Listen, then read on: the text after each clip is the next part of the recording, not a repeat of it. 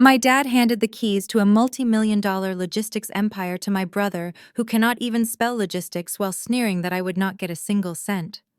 He looked me dead in the eye and told me that as a woman my only job was to marry well and get out of his sight. He thought he had crushed me. He thought he had won. But he did not see my mother slide a black envelope across the mahogany table while he was busy pouring champagne. He did not know that envelope contained the power to strip him of his title, his house, and his dignity. It is time to tell them who really owns this family.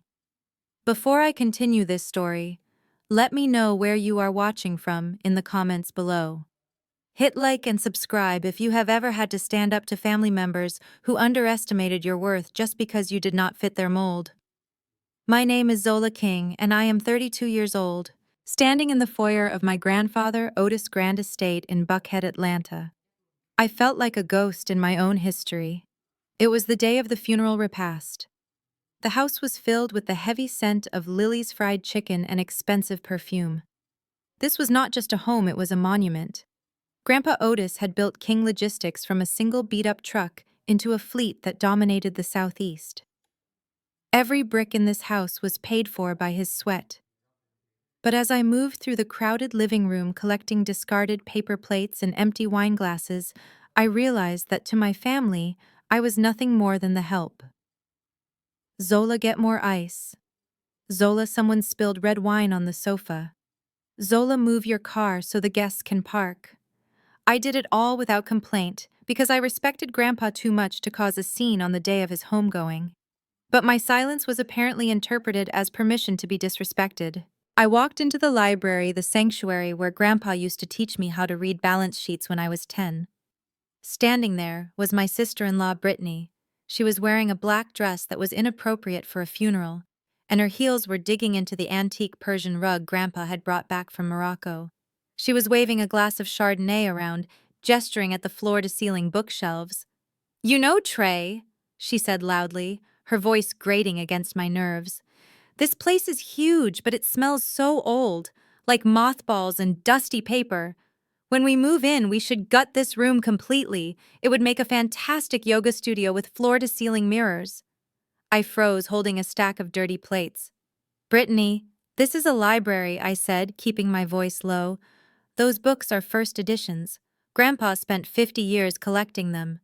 Brittany turned to look at me, her blue eyes widening in feigned innocence. "Oh, Zola, I did not see you there blending into the background." She took a sip of her wine and smirked. "I am just saying the energy in here is very stagnant. It needs to be modernized.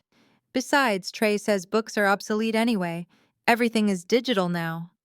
"Right, babe." She looked over at my brother Trey. At 34, Trey was the golden boy of the family. He was handsome, charming, and completely useless. He was currently lounging in Grandpa leather armchair, holding a bottle of Hennessy that he had already half emptied. "Yeah, whatever Brittany wants," Trey slurred slightly, waving his hand dismissively. "We will rip it all out, sell the books. Who reads anymore?" My grip tightened on the plates. Sell the books, rip it out. They were talking about erasing my grandfather's legacy before his body was even cold in the ground. "Excuse me," I said, stepping forward. "You are not ripping anything out. This house is part of the estate. Nothing is decided yet." Trey laughed, a wet, heavy sound. "Relax, Zola. You are always so uptight. That is probably why you are still single at 32. Dad already told me the plan. I am the man of the house now. That is how legacy works. It goes from king to king, not to, whatever you are, a secretary." "I am a data analyst," I corrected him automatically, though I knew it was a waste of breath. They thought I spent my days typing numbers into Excel sheets for a peanut salary.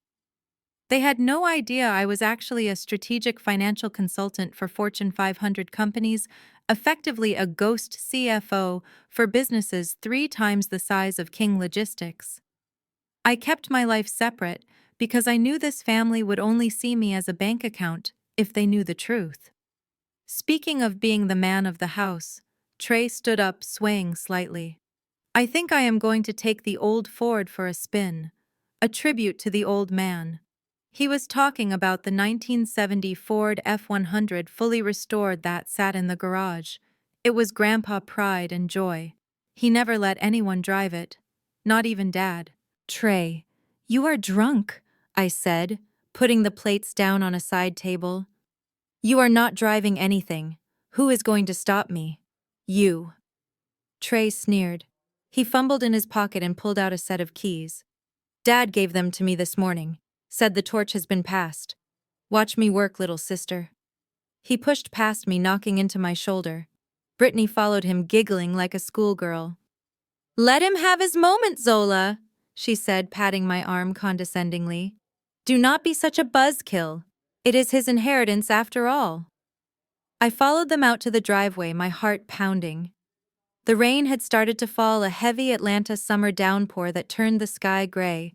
Guests were mingling on the porch, watching as Trey stumbled toward the pristine vintage truck. Trey, stop!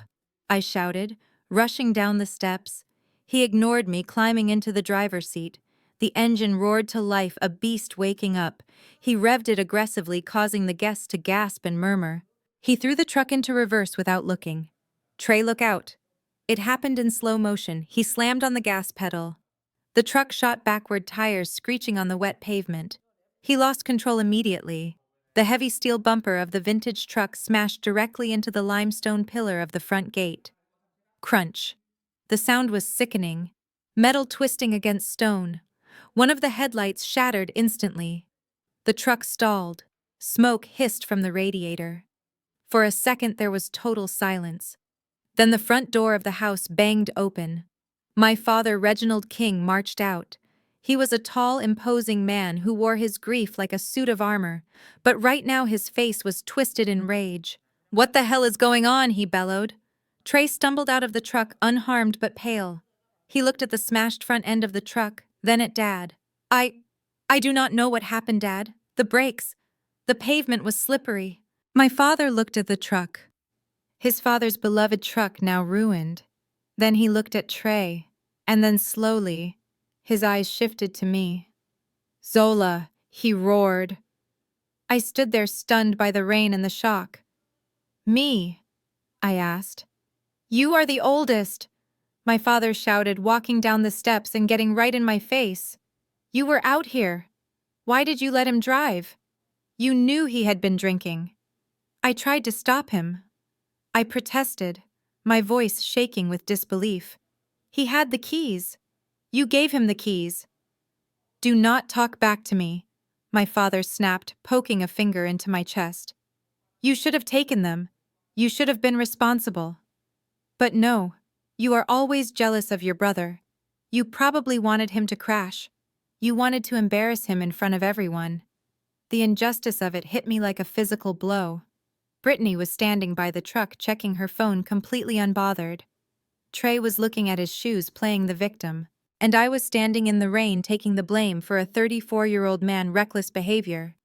This is ridiculous, I said, pushing his hand away. I am not his babysitter, Dad, and I am not your punching bag. My father's eyes narrowed. You are what I say you are, Zola. And right now you are an embarrassment. Get inside. Mr. Henderson is here. We are going to settle this estate right now so I can make sure this family is led by someone with actual competence. He put his arm around Trey, leading him back into the house. It is okay, son, my father said, his voice instantly softening. It is just a truck. We can fix it, or buy a new one. You are the priority. I watched them walk away, leaving me in the rain. I wiped the water from my face. It was mixed with tears of frustration, but I refused to let them fall. I followed them inside. In the grand living room, Mr. Henderson, the family lawyer, was sitting at the head of the table. He was a kind man with white hair who had served my grandfather for 30 years. He looked uncomfortable as my father poured himself a stiff drink and sat down, pulling Trey into the chair next to him. My mother Viola sat in the corner. She was staring at her hands. She had not said a word all day. She looked small and defeated. Mr. Henderson cleared his throat. Reginald, considering the circumstances, perhaps we should wait a few days to discuss the legal matters. The funeral was just... No, My father interrupted, slamming his glass down. We do it now. I want everything clear. I want everyone to know where they stand. Mr. Henderson sighed and opened his briefcase. Very well. As you know, Otis died suddenly. We have searched the safe and the bank deposit box. There is no will. A murmur went through the room. No will. For a man as meticulous as Grandpa, it seemed impossible. Since there is no will, Mr. Henderson continued peering over his glasses under Georgia law, the estate is considered intestate. This means the assets, including the company, the properties, and the liquid cash, are to be divided equally between the surviving spouse and the children. He looked at us. That means Viola gets a share, and Reginald gets a share, and since Otis loved his grandchildren, he often spoke of— Stop right there, my father said, raising his hand. He reached into his jacket pocket and pulled out a document. Viola has already agreed that she is not in a state to manage complex assets. She has signed a quitclaim deed transferring her administrative rights and her share of the real estate to me. Is that right, Viola? He did not even look at her. He just stared at the paper. Mom looked up. Her eyes met mine for a split second. There was something there I could not read. Fear. Or maybe apology. Yes, Reggie, she whispered. Good, my father said. So that leaves me as the sole administrator. And as the head of this family, I have made a decision. He stood up, looking around the room, making sure every aunt, cousin, and family friend was listening. King Logistics needs a strong male leader. It needs continuity. Therefore, I am transferring the majority ownership of the company and this house to my son, Trey King. Brittany squealed with delight and clapped her hands. Trey puffed out his chest, forgetting that he had just wrecked a car 10 minutes ago. And Zola. I asked, my voice cutting through the applause. My father looked at me with a cold sneer that chilled me more than the rain outside. You Zola. You are a girl. You will get married one day and change your name. You do not carry the legacy.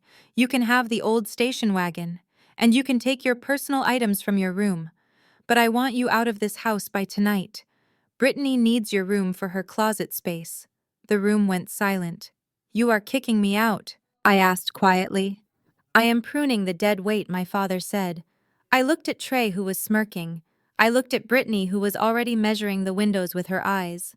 And then I looked at my mother. She did not look up. But under the table I saw her hand move toward her purse.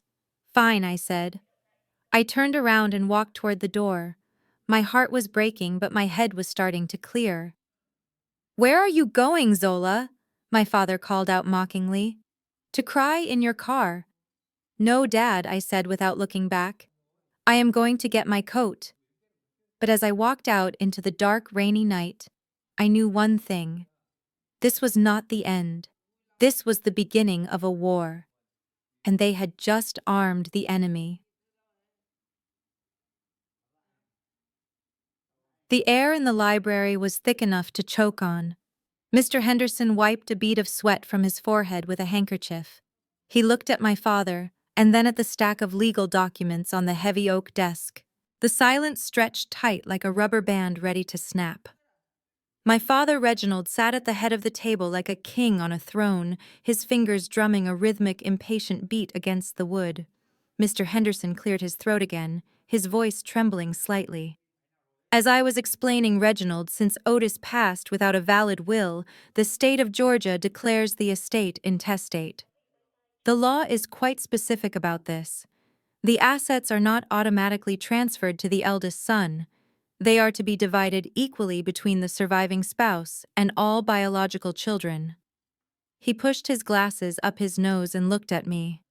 That means legally the company and the estate belong to Viola, yourself, and Zola equally. 1/3 each. My heart skipped a beat. 1/3? That was fair. That was what Grandpa would have wanted. I did not want to control everything, I just wanted a seat at the table. I wanted to protect the company from being run into the ground. But my father let out a short, sharp laugh that sounded more like a bark. He did not even look at the lawyer. His eyes were fixed on my mother, who was shrinking into her chair, trying to make herself invisible. The law does not run this family, Henderson, my father said, his voice low and dangerous. I do. And my wife understands her place. Don't you, Viola? He slid a single sheet of paper across the polished table toward her. It made a dry, rasping sound that echoed in the quiet room. This is a quitclaim deed, my father announced, not to us, but to the room at large. By signing this, Viola voluntarily relinquishes all her claims to the estate, the real estate, and the company shares. She transfers full executive power and ownership to me. Immediately. Mr. Henderson looked alarmed. Reginald, I must advise against this. Viola essentially signing away her financial security. If you were to divorce, or if something were to happen to you, she would be left with absolutely nothing. Viola, you do not have to sign this. You have rights. My mother looked up then. Her eyes were rimmed with red dark circles shadowed underneath them. She looked at the pen my father was holding out to her. Then she looked at his face. I saw the fear there. A lifetime of being silenced. A lifetime of walking on eggshells around a man whose ego was more fragile than glass. Reggie, she whispered, her voice barely audible. Are you sure this is best? My father leaned in close, his voice dropping to a hiss that made the hair on my arms stand up. Do you want to destroy this family, Viola? Do you want to complicate things with lawyers and judges? Do you trust me to take care of you or not? Sign the paper. It was not a question. It was a command. I wanted to scream. I wanted to jump across the table and snatch the pen away. Mom, don't do it, I thought. Fight back. Just once fight back. But she didn't. Her hand shook as she took the pen. The scratching of the nib against the paper sounded like a scream in the silence. She signed her name, Viola King. Just like that, she gave away her power. My father smiled a cold, satisfied smile. He snatched the paper away before the ink was even dry and handed it to the stunned lawyer. File that he ordered. Now regarding the children. He turned his chair to face Trey and me.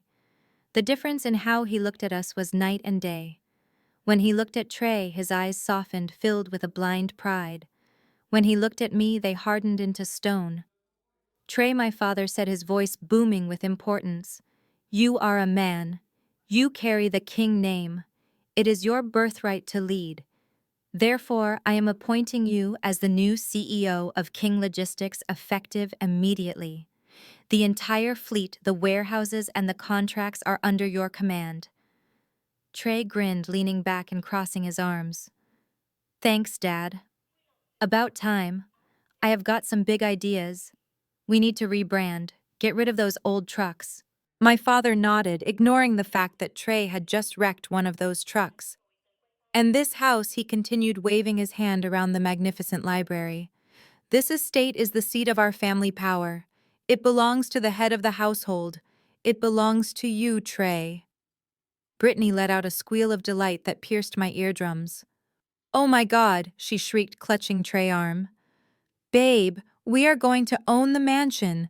I can finally get rid of those awful drapes in the parlor. And Zola room. Oh, wait. She stopped and looked at me, a cruel smirk playing on her lips. That brings us to you, Zola, my father said, turning to me. I sat up straighter, bracing myself. You are a girl, he said simply, as if that explained everything. You will eventually marry some man and change your name. You do not build legacies, you support them. You have a job, right? Some clerical thing. I manage data, I said through gritted teeth. Right. Typing, my father scoffed. Well, you do not need a logistics empire to type. And you certainly do not need a share of this estate. It would just confuse things. You would probably sell your shares to some competitor or let your emotions get in the way of business. So I get nothing, I asked, my voice steady despite the rage boiling inside me. Grandpa built this company for all of us. I spent every summer in those warehouses. I know the routes better than Trey. I know the drivers. You know how to fetch coffee? My father interrupted, slamming his hand on the table. Do not confuse proximity with ability, Zola. You get nothing because you are owed nothing. But because I am a generous father, I am not leaving you empty-handed. He reached into his pocket and tossed a set of keys across the table. They slid across the wood and fell onto my lap. I looked down. It was a single car key with a faded plastic fob. The '98 Taurus, my father said. It is in the back shed. Needs a jump start probably, but it runs. It is yours. Consider it your inheritance, the Taurus. The rusted beige sedan that had been sitting under a tarp for 6 years. He was giving me a piece of junk while handing my brother a multi-million-dollar empire. Is this a joke? I asked, gripping the key so hard it cut into my palm. You should be grateful, Brittany chimed in, inspecting her manicure. Most parents do not give their adult children cars. You are lucky, Reggie is so sweet. And one more thing, my father added, ignoring my question. Since this house now belongs to Trey and Brittany, they need their privacy. A young couple needs space to build their life. Brittany mentioned she needs a dedicated space for her designer handbags and accessories. I looked at Brittany. She was beaming. I have always wanted a walk-in closet with an island, she said. And your room, Zola? It has the best light. It is perfect. My father nodded. Exactly. So Zola, I want you packed and out by tonight. You are 32 years old. It is embarrassing that you still have a room here. Take your clothes, take your little computer, and go. You are evicting me. I stood up my chair, scraping loudly against the floor. Tonight. It is pouring rain outside. You have a car, my father pointed at the key in my hand. And I am sure you have friends. Or maybe you can sleep in that office of yours. Either way, you are no longer a resident of this estate. You are a guest. And guests who overstay their welcome are trespassers. I looked at my mother. She had her hands over her mouth, tears streaming down her face silently. But she did not say a word. She did not look at me. She just sat there letting it happen. Fine, I said. My voice was deadly calm. I will leave. But remember this, Dad. You think you are building a legacy today, but you are digging a grave. You just handed a loaded gun to a toddler. I pointed at Trey, who laughed and flipped me off. Get out! Zola, my father roared, standing up and pointing at the door. Get out before I have security throw you out. I did not look back. I walked out of the library down the long hallway lined with portraits of ancestors who would be rolling in their graves. I went upstairs to my room, the room I had grown up in. I did not pack everything. I only took what mattered. My laptop, my hard drive, and the framed photo of Grandpa Otis that sat on my nightstand. I left the clothes. I left the furniture. I left the life I had known. 10 minutes later, I was standing in the driveway. The rain was coming down in sheets, soaking me to the bone instantly. I walked around to the back shed. There it was. The beige Ford Taurus covered in dust and cobwebs. I unlocked the door. The interior smelled like mildew and old oil. I put the key in the ignition and prayed. The engine sputtered, coughed, and then miraculously groaned to life. As I backed the car out, the front door of the mansion opened. Brittany and Trey stood there under the shelter of the porch, holding glasses of champagne. They watched me. Brittany gave a little wave, a mocking goodbye. I drove toward the massive iron gates. As I passed through them, I saw the security guard pressing the button. The gates began to close slowly, majestically, sealing the King estate off from the world. And from me. I watched in the rearview mirror as the heavy iron bars slammed shut with a final resounding clang. I was on the outside, disowned, disinherited, replaced by a handbag collection. I gripped the steering wheel until my knuckles turned white. Tears, hot and angry, mixed with the rain on my face. Let them have the house. Let them have the trucks. They did not know what was coming. They thought they had thrown out the trash, but they had just unleashed a storm. I was not just Zola, the data entry clerk, anymore. I was Zola King, owner of Lioness LLC, and I was about to show them exactly what a woman could do. The rain hammered against the roof of the rusted Ford Taurus, sounding like handfuls of gravel being thrown at a tin can. Inside, the air was thick with the smell of stale cigarette smoke and mildew, a scent that belonged to a past I wanted nothing to do with. I gripped the steering wheel so hard my knuckles turned white, my entire body shaking, not from the cold, but from a rage so pure and hot, it felt like it was burning a hole through my chest. I stared through the foggy windshield at the mansion. The lights were glowing warmly from the library where my father and brother were probably toasting to their victory with 50-year-old scotch. They were celebrating erasing me. They were laughing at how easy it was to discard Zola, the girl who was good with numbers, but bad at being a man. I reached for the ignition key, ready to drive away and never look back. I would go to my penthouse in Midtown. I would bury myself in work. I would pretend the name King meant nothing to me. Suddenly, a sharp rap on the passenger window made me jump. I looked over. A figure was standing in the pouring rain, hooded and hunched over. It was my mother. I hesitated. Part of me wanted to lock the doors and speed away. She had sat there silent. She had signed that quitclaim deed without a fight. She had let him throw me out. But the look on her face through the streaked glass stopped me. She did not look like the broken woman from the library. Her eyes were wide, urgent, and fierce. I unlocked the door. She slipped into the passenger seat, bringing a gust of cold, wet air with her. She pushed back her hood, water dripping from her hair onto the cracked leather seat. She did not try to hug me. She did not apologize. She just reached into her coat. "Go back inside, Mom," I said, my voice cracking. "Go back to your master. He might need you to sign away your soul next." "Zola, listen to me," she hissed. Her voice was sharp, completely unlike the whisper she used around Dad. "Stop feeling sorry for yourself for 1 second and listen." I stared at her, shocked by her tone. "You think I am weak?" she said, staring straight ahead at the mansion. "You think I let him walk all over me because I am scared? Maybe I am. Your father is a bully, Zola. He has always been a bully. But your grandfather Otis, he was not blind. Grandpa is dead," I said bitterly. "And he left no will. So Dad wins." No, Mom turned to me, her eyes blazing. Grandpa knew this day would come. He knew Reggie Ego would destroy this family. He knew Trey was a fool who would sell the company for a fast car. And he knew that you were the only one with the spine to save his legacy. "Then why didn't he write a will?" I shouted, slamming my hand on the dashboard. "Why did he leave me with nothing?" "He didn't," she said quietly. "He left you with the nuclear option." She pulled a thick black envelope from inside her coat. It was dry, protected by plastic. She placed it on the center console between us. It looked heavy, ominous. "What is this?" I asked. "Open it." My hands were trembling as I broke the seal. Inside there were 2 sets of documents. The paper was heavy, official, and smelled of fresh ink. I pulled out the first document. Articles of incorporation for a company called Lioness LLC. I frowned.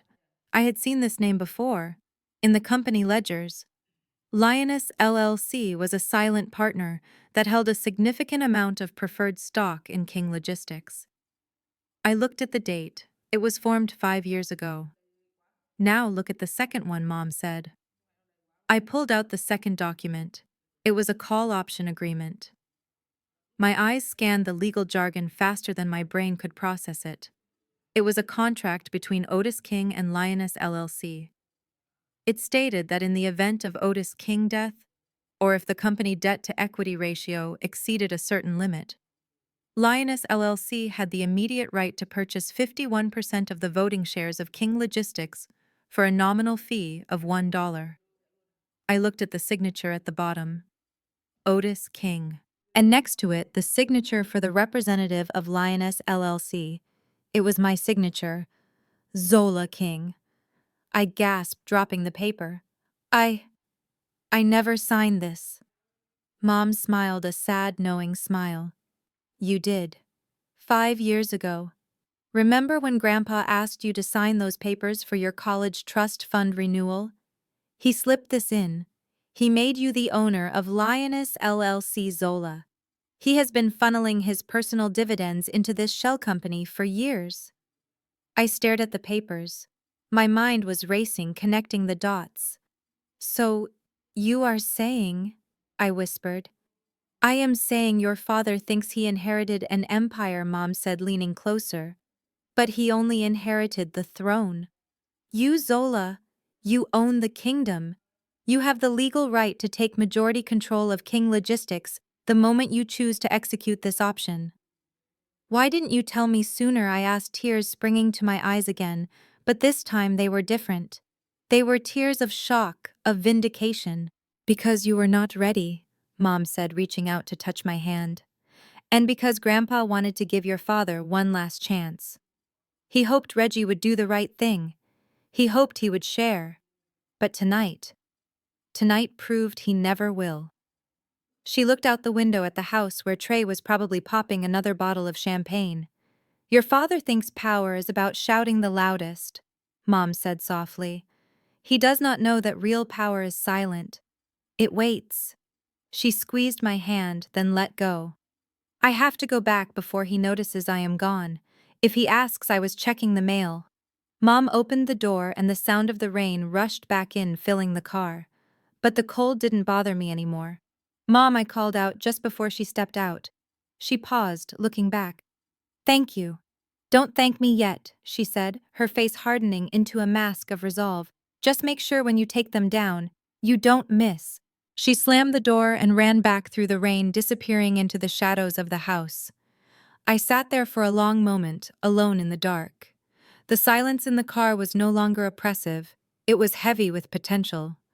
I looked at the black envelope. I looked at the mansion looming over me, a fortress of arrogance and greed. My father thought he had cast me out. He thought I was driving away in a broken-down Taurus to cry myself to sleep in a studio apartment. Slowly, I reached up and wiped the tears from my cheeks. My hand was steady now. My breathing was deep and controlled. I picked up the documents and slid them carefully back into the envelope. Then I reached into my pocket and pulled out my phone. It was the latest model, a tool of my trade, not the toy of a receptionist. I scrolled through my contacts until I found the name I needed. Marcus, my executive assistant at ZO Holdings, my real company. I pressed call. It rang once. Zola. Marcus answered immediately, professional and alert despite the late hour. I thought you were at the funeral. Is everything okay?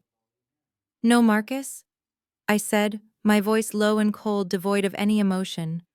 Everything is not okay, but it is about to be corrected. I paused, looking at the lit-up window of the library. I could see my brother's silhouette, raising a glass. Initiate the lion protocol, I said. There was a brief pause on the other end. Marcus knew what that meant. We had war-gamed this scenario years ago just in case. Are you sure, Zola? Marcus asked quietly. Once we start this, there is no going back. This is a hostile takeover. It is your family. I put the car in gear. The engine purred. It didn't sound like a piece of junk anymore. It sounded like a tank. I have no family, I said, staring at the house one last time. I only have targets. Execute the option, Marcus, and schedule a board meeting. I think it is time the new majority shareholder introduced herself. I hung up the phone. I did not speed away. I drove slowly, deliberately down the long driveway. The iron gates opened to let me out. As I turned onto the main road, leaving the King estate behind, a smile touched my lips. It was not a happy smile. It was the smile of a predator that had just realized the cage door was open. They wanted a war. They wanted to play games with legacy and inheritance. Fine.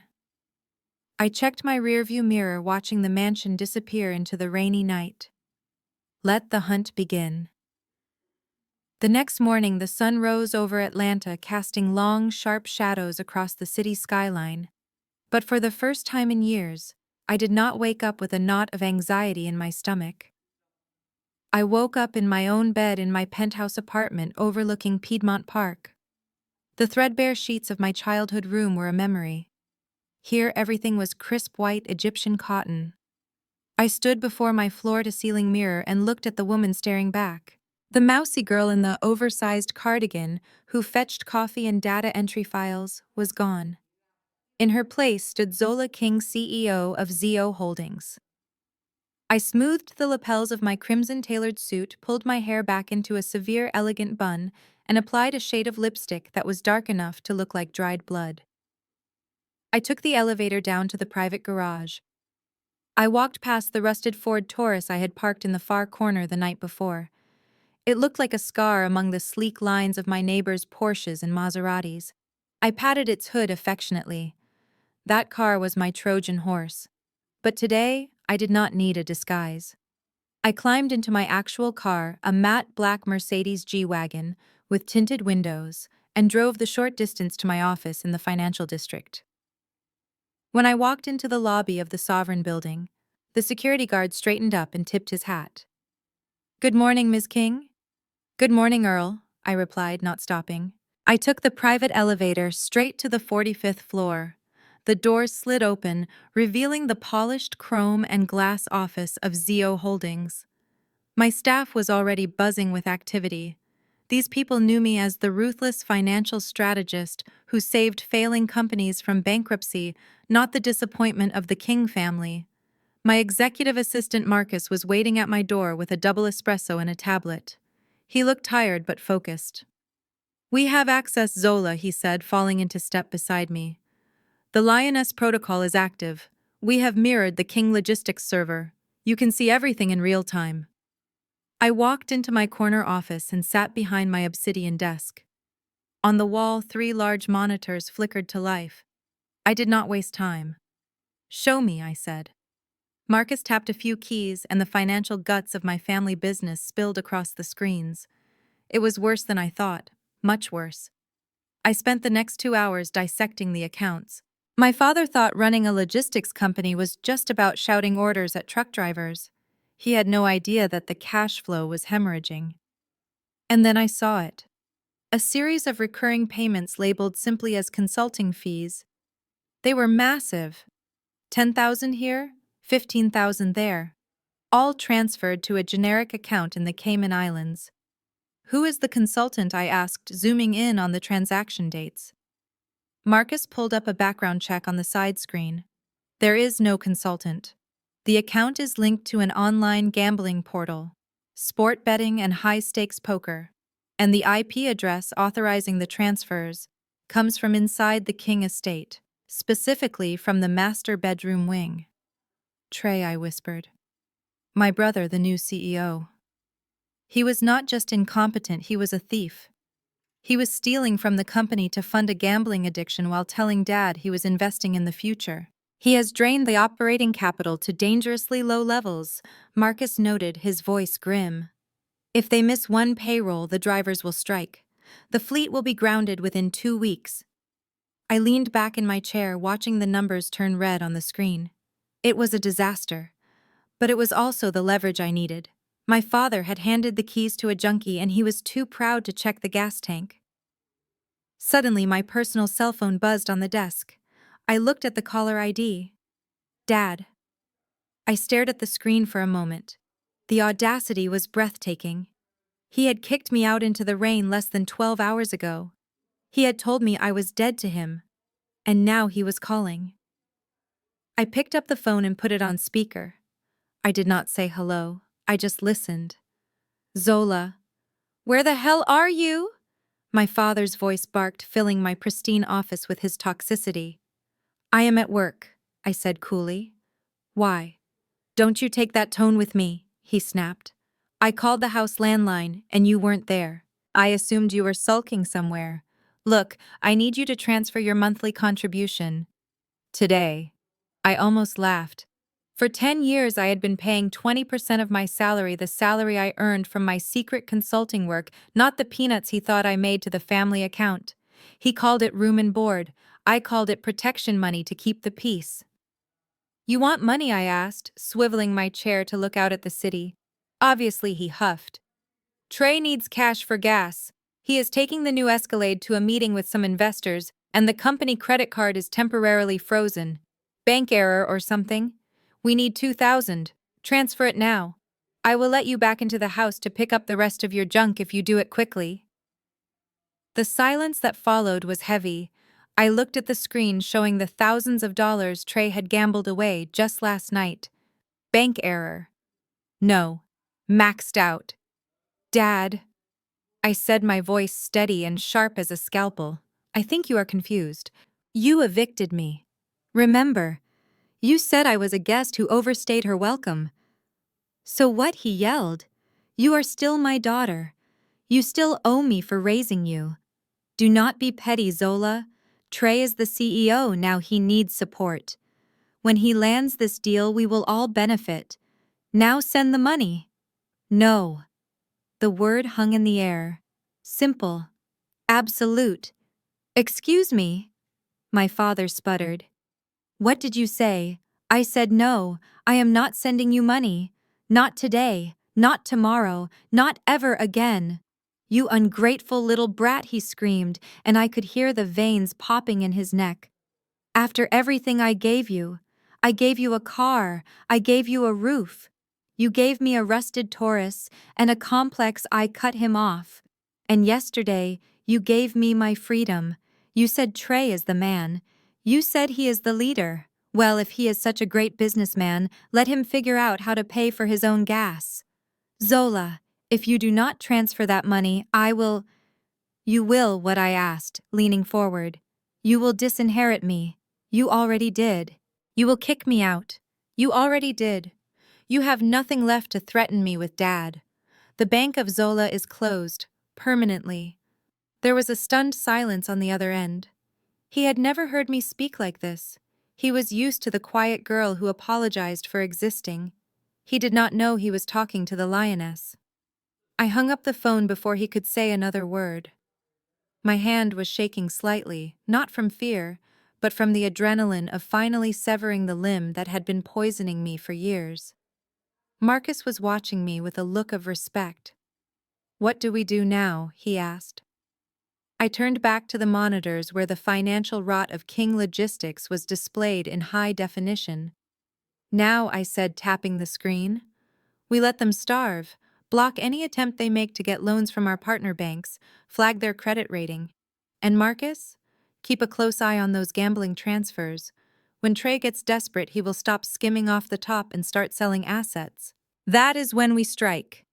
I stood up and walked to the window, looking down at the tiny cars moving on the street below. Somewhere down there, my brother was driving a luxury SUV he could not afford, fueled by his ego. My father was pacing in his library, wondering why his control tactics were no longer working. They were about to find out that without me keeping the ship afloat, they were already drowning. The double life was over. There was only Zola King now, and I was done serving. I was ready to conquer. 30 days. That was all it took for the empire my grandfather spent 50 years building to begin crumbling like a sandcastle in high tide. From my office on the 45th floor, I watched the destruction happen in real time. I did not intervene. I did not call my father to warn him. I simply watched the monitors documenting every foolish decision, every reckless expense, and every betrayal of the King legacy. The silence from my end was deafening, and I knew it was driving my father insane. He expected me to come crawling back to beg for forgiveness or to offer to fix the mess Trey was making. He did not know that I was not looking for a way back in. I was waiting for them to burn the house down so I could buy the ashes. The first casualty was the staff. Mr. Abernathy, the operations manager who had been with King Logistics since before I was born, was fired on a Tuesday morning. Trey did not even have the decency to do it face to face. He sent an email, a 2-sentence email terminating a man who knew the name of every driver and the maintenance schedule of every truck. By Wednesday, Mr. Abernathy was replaced by a guy named Chad. Chad was one of Trey's college buddies, a man whose only qualification was that he knew how to mix a margarita and agreed with everything Trey said. I saw the payroll changes hit the system. Chad was being paid double Mr. Abernathy's salary. Meanwhile, the veteran drivers were having their overtime cut. I could see the morale plummeting through the internal chat logs which I still had access to. The drivers were angry. They were whispering about a strike. but Trey was too busy test-driving luxury cars to notice the storm brewing in the break room. Then came the looting. Brittany, having secured her position as the lady of the manor, began her campaign to erase my grandfather from his own home. She called it decluttering. I called it desecration. She started listing items on high-end auction sites.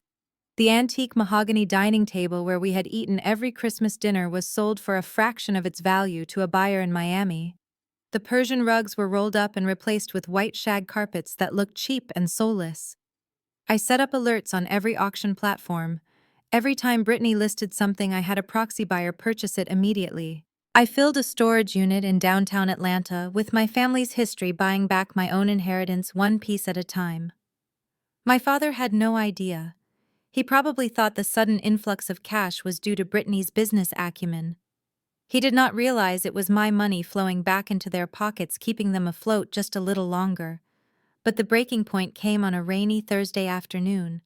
I received a text from a neighbor, Mrs. Higgins, who had lived next door to the King estate for decades. She sent me a photo of a large dumpster sitting in the driveway. It was filled with black trash bags.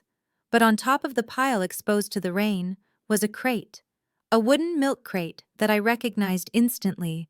It was Grandpa Otis's jazz collection.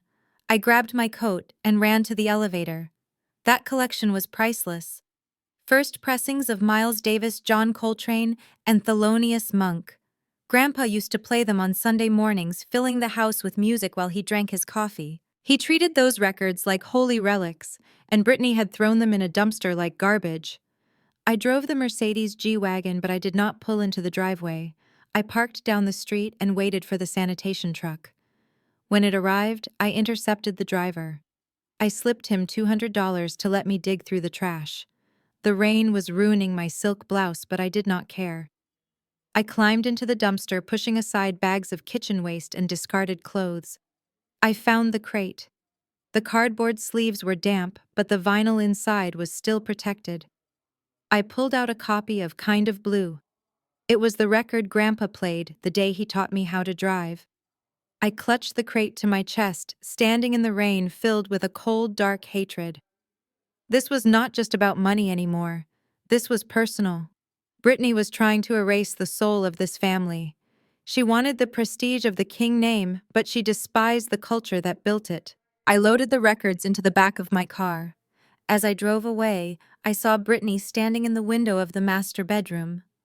She was holding a glass of wine, looking out at the rain, oblivious to the fact that her enemy was right outside her gate, saving what she was too ignorant to value. I drove back to my penthouse and cleaned every record by hand. I placed them on my shelf next to the photo of Grandpa. "Don't worry, Grandpa," I whispered, touching the spine of the album. "I have them. They are safe." The next morning, the final blow landed. My phone rang at 6 a.m. It was Big Mike, one of the senior truck drivers. He had known me since I was in diapers. "Zola, Mike," said his voice low and urgent. "You need to know what is happening down at the depot." "What is it, Mike?" I asked, sitting up in bed, instantly alert. "Did they fire more staff?" "Worse," Mike said. "Trey is here. He is with a group of guys in suits. They are not customers, Zola. They are liquidators." "Liquidators." I repeated, my blood running cold. Why would he need liquidators? "He is selling the fleet," Mike said. "He is selling 20 of the long-haul trucks. The core of the business. He says the maintenance costs are too high and the logistics model is outdated." Selling the trucks. I stood up, pacing the room. If he sells the trucks, there is no company. How does he plan to move freight? With magic? "He says he has a new investment strategy," Mike continued, and I could hear the disbelief in his voice. "He told us at the morning meeting. He says shipping is a dying industry. He is taking the cash from the sale of the trucks and putting it all into some new digital currency, crypto something. He says he is going to turn 10 million into 100 million overnight." I froze. He was selling the physical assets of a 50-year-old company to gamble on cryptocurrency. It was not just stupid, it was suicide. "He is going to wipe us out," Mike said, his voice cracking. "Zola, you have to do something. The men are scared. We have families. If those trucks go, our jobs go. Hold tight, Mike, I said, my voice turning into steel. Do not quit. Do not strike. Just let him sign the papers. Let him sell the trucks. But Zola, trust me, Mike. I need him to do this. I need him to commit the act. Once he sells those trucks, he has violated the fiduciary duty to the shareholders. That is the trigger. I hung up the phone.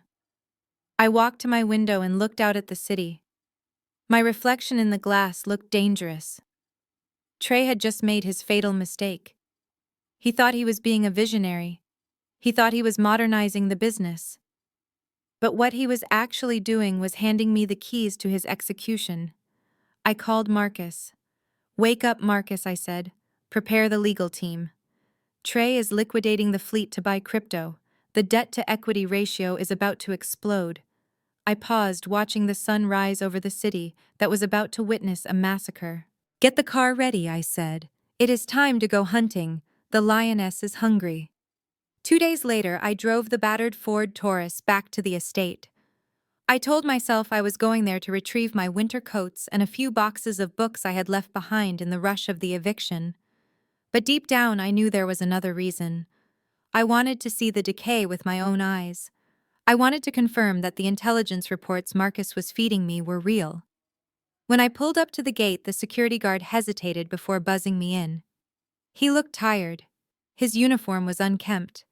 Even the staff could feel the ship sinking. I parked the car and walked up the front steps.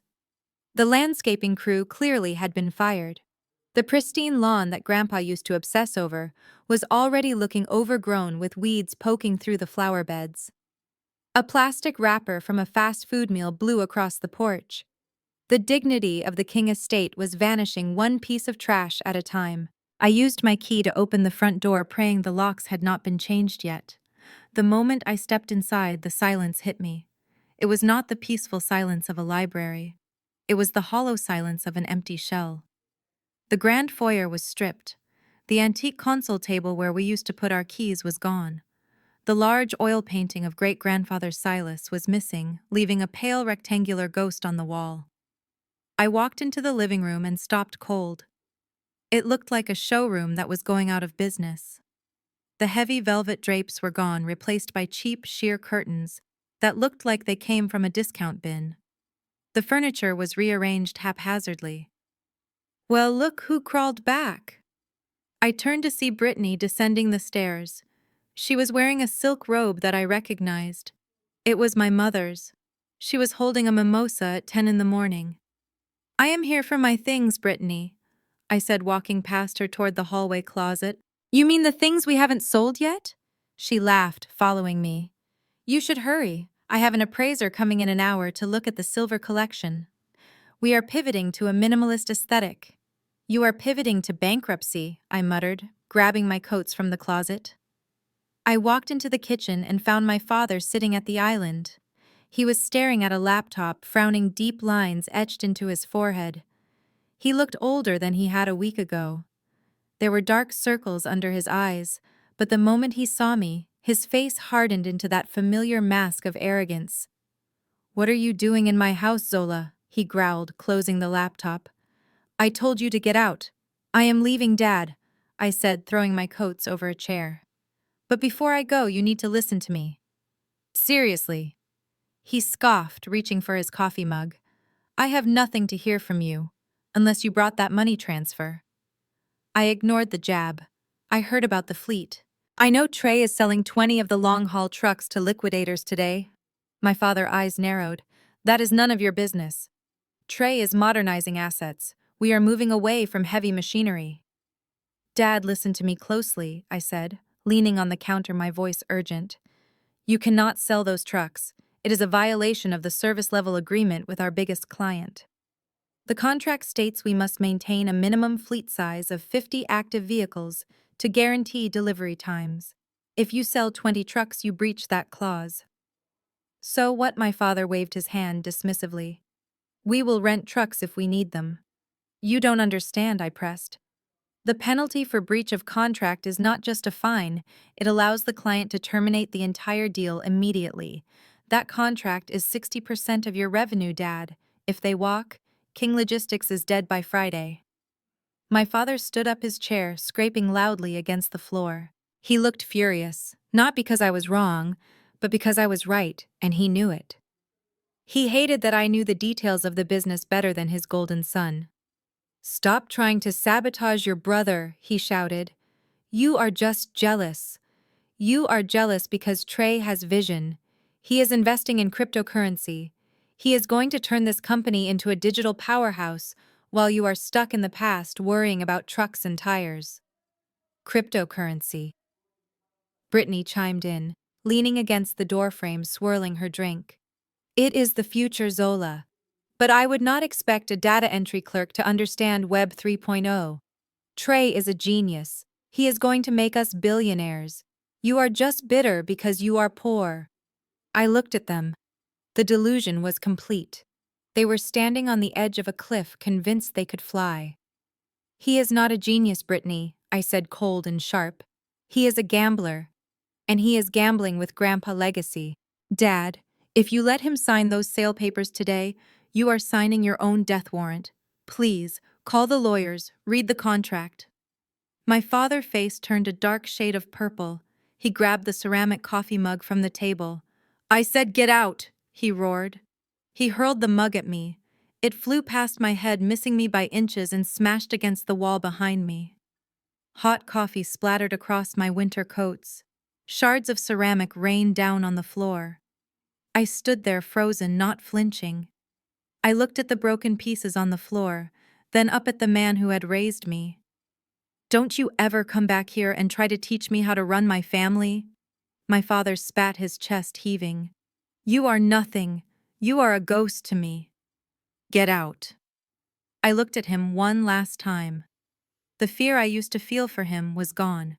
It was replaced by a profound, icy pity.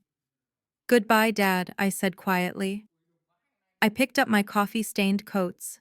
I did not look at Brittany, who was smirking behind her glass.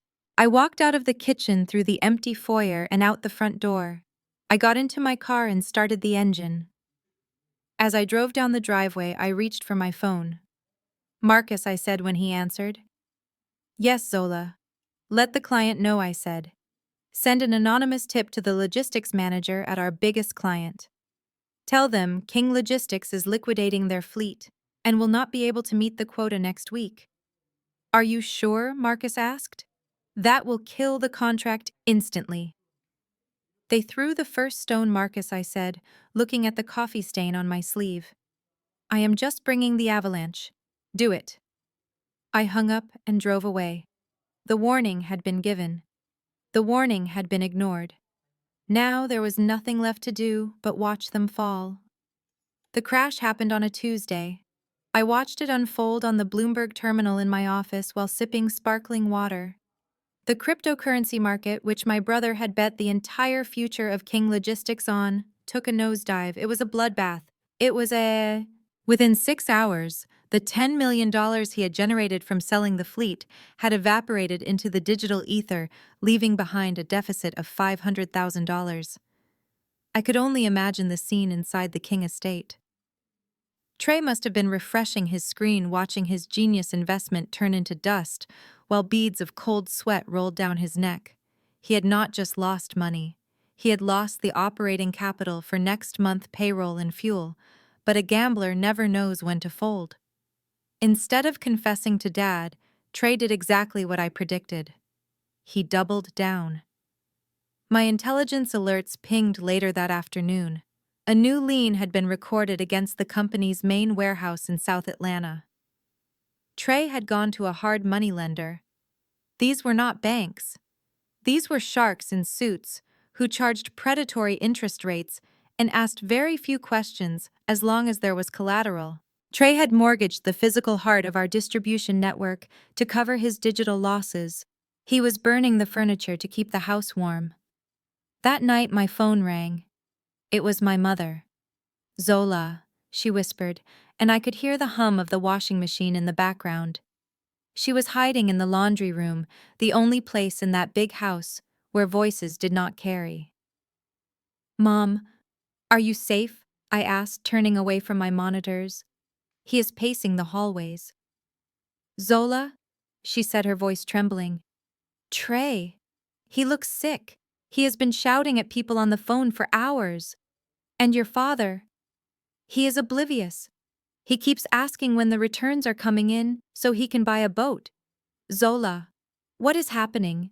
The walls are closing in, Mom, I said calmly. Trey lost the money, all of it, and now he has borrowed more against the warehouse. I heard a sharp intake of breath on the other end. The warehouse. Grandpa built that with his own hands. If we lose that, we will lose it, Mom, I cut her off. But that is part of the plan. Listen to me very carefully. Do not intervene. Do not ask questions. If you see Trey taking documents out of the safe, turn a blind eye. Let him dig the hole so deep he can never climb out. But your father, Mom cried softly. If he finds out, he will find out when it is too late, I said. But Mom, I need you to do one thing for me. Go to the safe tonight while everyone is sleeping. Find your passport. And find Grandpa vintage Rolex, the one Dad wears on special occasions. Take them and hide them. Hide them why? Because when the federal investigators come, and they will come, they freeze everything.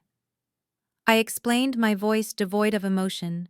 They might consider Dad a flight risk if they think he is complicit in Trey fraud. You need to protect yourself. There was a long silence. I could feel her processing the reality that her son was now a criminal and her daughter was the architect of his downfall. Okay, she whispered. I will get them. Be careful, Zola. You are playing with fire. I am not playing, Mom, I said. I am the fire. 2 days later, the inevitable happened. The bank that held the original mortgage on the estate sent a notice of default. Trey had stopped paying the house payments to service the interest on his hard money loan. He intercepted the mail before Dad could see it. I saw the footage from the security camera at the front gate, which I still had remote access to. Trey snatched the envelope with the red stamp, tore it open, and shoved it into his pocket, looking around guiltily like a thief. He was desperate. He needed a massive injection of cash to keep the lights on and keep Dad from finding out the truth. And that was when I set the trap. Through a series of shell companies, I had established a private equity fund called Apex Capital. On the surface, it looked like an aggressive, high-risk lender based in New York. In reality, it was funded entirely by my personal assets. I had my team send a targeted marketing email to Trey corporate account offering rapid bridge loans for distressed logistics companies. It took him less than an hour to bite. Marcus walked into my office holding a tablet, his face pale. He submitted the application, Zola, Marcus said, placing the device on my desk. He is asking for $2 million. He says it is for fleet expansion. I looked at the digital application. It was pathetic. The financial projections were fabricated. But that was not what caught my eye. Scroll down to the signature page, I said. Marcus swiped up. To secure a loan of this size involving the company assets, the majority shareholder needed to sign. Reginald King needed to sign. I looked at the signature line. There it was. Reginald King written in a shaky, looping scrawl. I pulled a file from my drawer, a birthday card my father had sent me 3 years ago. I compared the signatures. They were close but not identical. The slant was wrong. The pressure points were different. Trey had forged Dad's signature. He had just committed felony fraud. He had crossed the line from incompetent businessman to criminal. Do we reject it? Marcus asked. He forged it. This is invalid. No, I said, leaning back in my chair, a dark satisfaction settling in my chest. We approve it, Zola, Marcus warned. If we approve this, we are lending $2 million to a fraudster. We will never see that money again. I am not lending him money, Marcus, I said, looking at the forged signature. I am buying his soul. Once the funds are transferred, I will own the debt, and I will hold the proof of the forgery. This document is not a loan agreement. It is a confession. Process the wire transfer, I ordered. Send it to the account he specified. But what if he runs with the money? He won't run, I said, standing up and walking to the window. He is arrogant. He thinks he can gamble his way out of this. He thinks he just found a lifeline. He has no idea he just grabbed onto an anchor. I watched the city of Atlanta bustling below me. Somewhere in that sprawl, my brother was probably sighing with relief, thinking he had outsmarted the system. He thought he was saving the empire. Send the money, Marcus, I repeated, and prepare the foreclosure notice. We strike on Monday. The downward spiral was complete. Now all that was left was the impact. While Trey was busy digging his grave with high-interest loans, Brittany was busy trying to turn the King estate into her own personal palace of Versailles. She decided that the best way to solidify her status as the new matriarch of the family was to host an exclusive garden tea party. She invited the wives of the local politicians, the daughters of oil tycoons, and the social climbers of Buckhead. These were women who smiled with their teeth and judged you by the thread count of your napkins. Brittany wanted to impress them. She wanted to show them that she had successfully gentrified the King legacy. I watched the preparations through the security cameras from my office. She had hired the most expensive catering company in Atlanta. There were towers of macarons, imported champagne, and ice sculptures that melted slowly in the Georgia heat. She was wearing a white dress that cost more than my first car, and she was laughing loudly, trying too hard to fit in with a crowd that would never truly accept her. But the performance was about to be interrupted by reality. Around 3 in the afternoon, the head caterer, a stern-looking woman named Mrs. Gable, approached Brittany. She was holding a mobile payment terminal. I zoomed in on the camera feed. I saw Brittany wave her hand dismissively and pull out the black American Express card. The company card. The card that was linked to the account Trey had just drained to pay the first installment of his predatory loan. Brittany tapped the card with a flourish. The machine beeped, a harsh dissonant sound. Declined. Brittany frowned. She laughed nervously, glancing at her friends who were pretending not to watch while sipping their tea. Try it again, she said loud enough for the microphone to pick up. It is probably the chip. It is a new card. Mrs. Gable tried again. Beep, declined. I watched Brittany's face turn from porcelain white to a blotchy red. The whispers started. I saw one of the socialites lean over to another and cover her mouth with a gloved hand. The humiliation was palpable. Do you have another form of payment? Mrs. Gable asked, her voice losing its professional warmth. The bill is $15,000, Mrs. King, and we require payment upon service. Brittany scrambled through her purse. She pulled out another card. Declined. And another. Declined. I had frozen them all. Every single line of credit attached to the estate was now locked down tight. I cannot believe this! Brittany shrieked, her composure cracking. It must be a bank error. My husband is the CEO of King Logistics. We have plenty of money. Just wait here. I need to make a call. She stormed away from the party, marching toward the house. My phone rang seconds later. I let it ring twice before answering. I put it on speaker and hit the record button. Zola, she screamed. What did you do? Hello, Brittany, I said, calm and unbothered. I am busy working. Is there a problem? You know damn well there is a problem, she hissed. My cards are not working. I have 50 guests in the garden and the caterer is threatening to leave. Fix it. Unfreeze the accounts right now. I leaned back in my chair, smiling at the ceiling. I cannot do that, Brittany. I do not work for the company anymore, remember. I am just a guest who was kicked out. I have no authority. Don't give me that garbage, she yelled, and I could hear the desperation in her voice. You did this. You and your petty little grudge. You are trying to embarrass me. You are embarrassing yourself, I said. You are throwing a party with money you do not have. Listen to me, you little witch. Brittany's voice dropped lower, turning venomous. I am the best thing that ever happened to this family.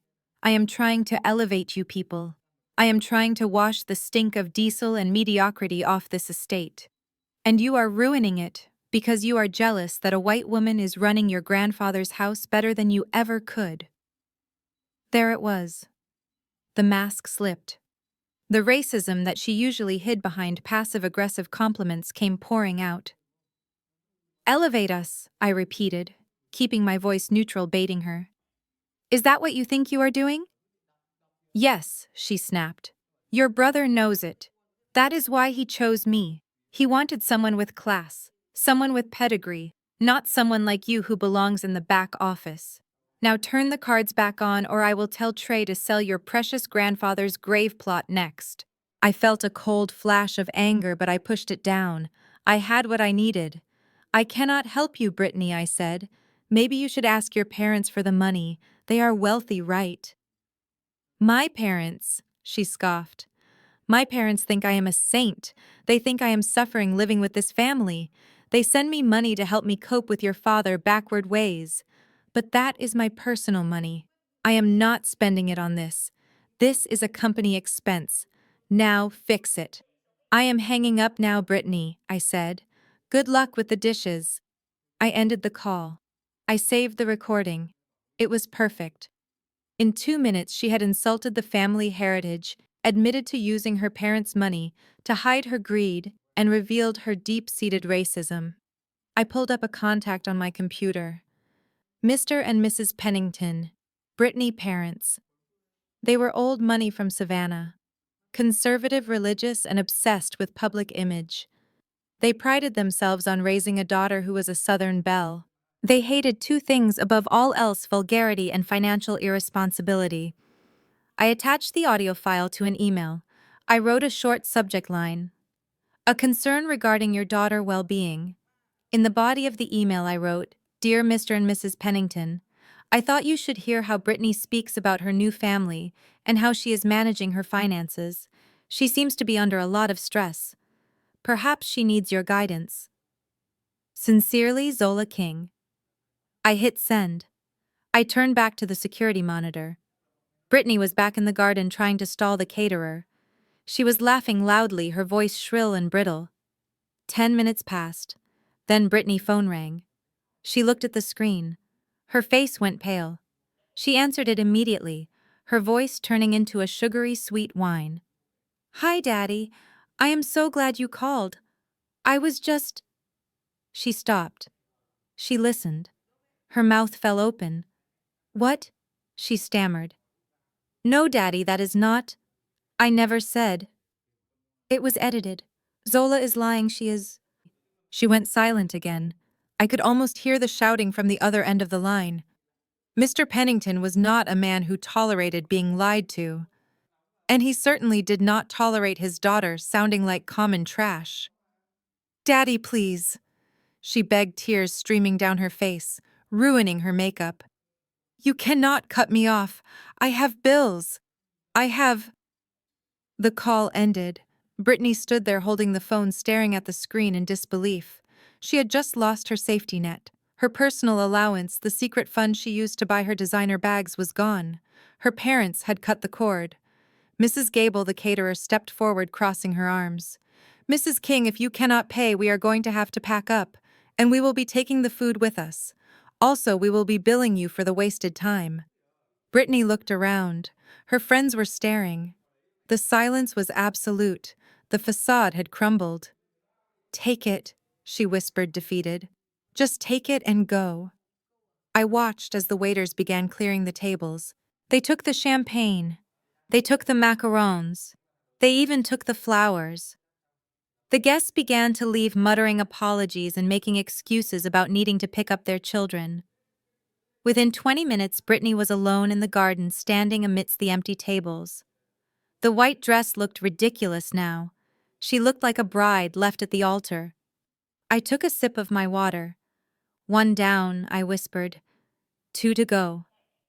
The notice of default hit the inbox of the CEO of King Logistics at 9 o'clock sharp on Monday morning.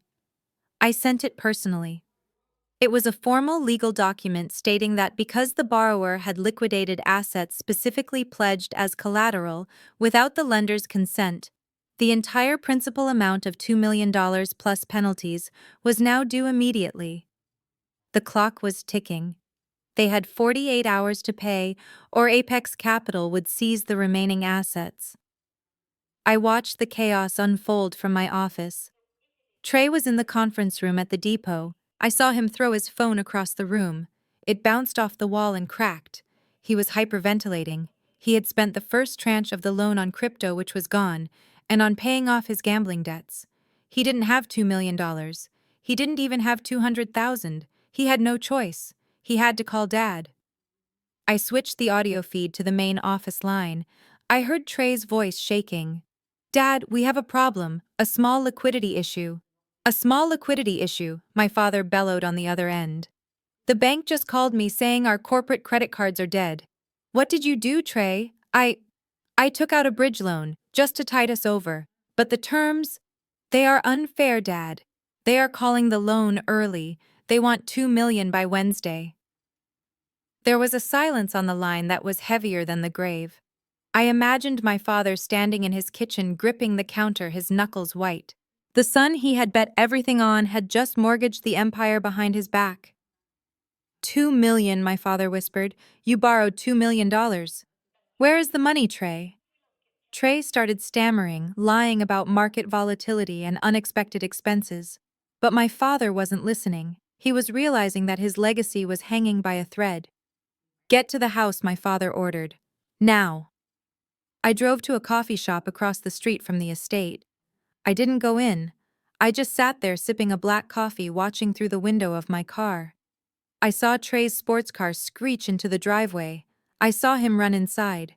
Inside the library, the shouting match was legendary. I didn't need a bug to hear it. I could see them through the window, pacing, waving their arms. My mother was nowhere to be seen. She was probably hiding in her room, clutching her passport, just like I told her. But desperation makes people do dangerous things. Instead of admitting defeat, instead of calling a lawyer or filing for bankruptcy, my father and brother decided to commit one final fatal error. They decided to scam their way out. I received an alert an hour later. An email blast went out from King Logistics to every high net worth individual in Atlanta, every partner, every supplier, and every friend of the family. The subject line read, "An exclusive invitation, the future of logistics." They were hosting a gala, a fundraising gala.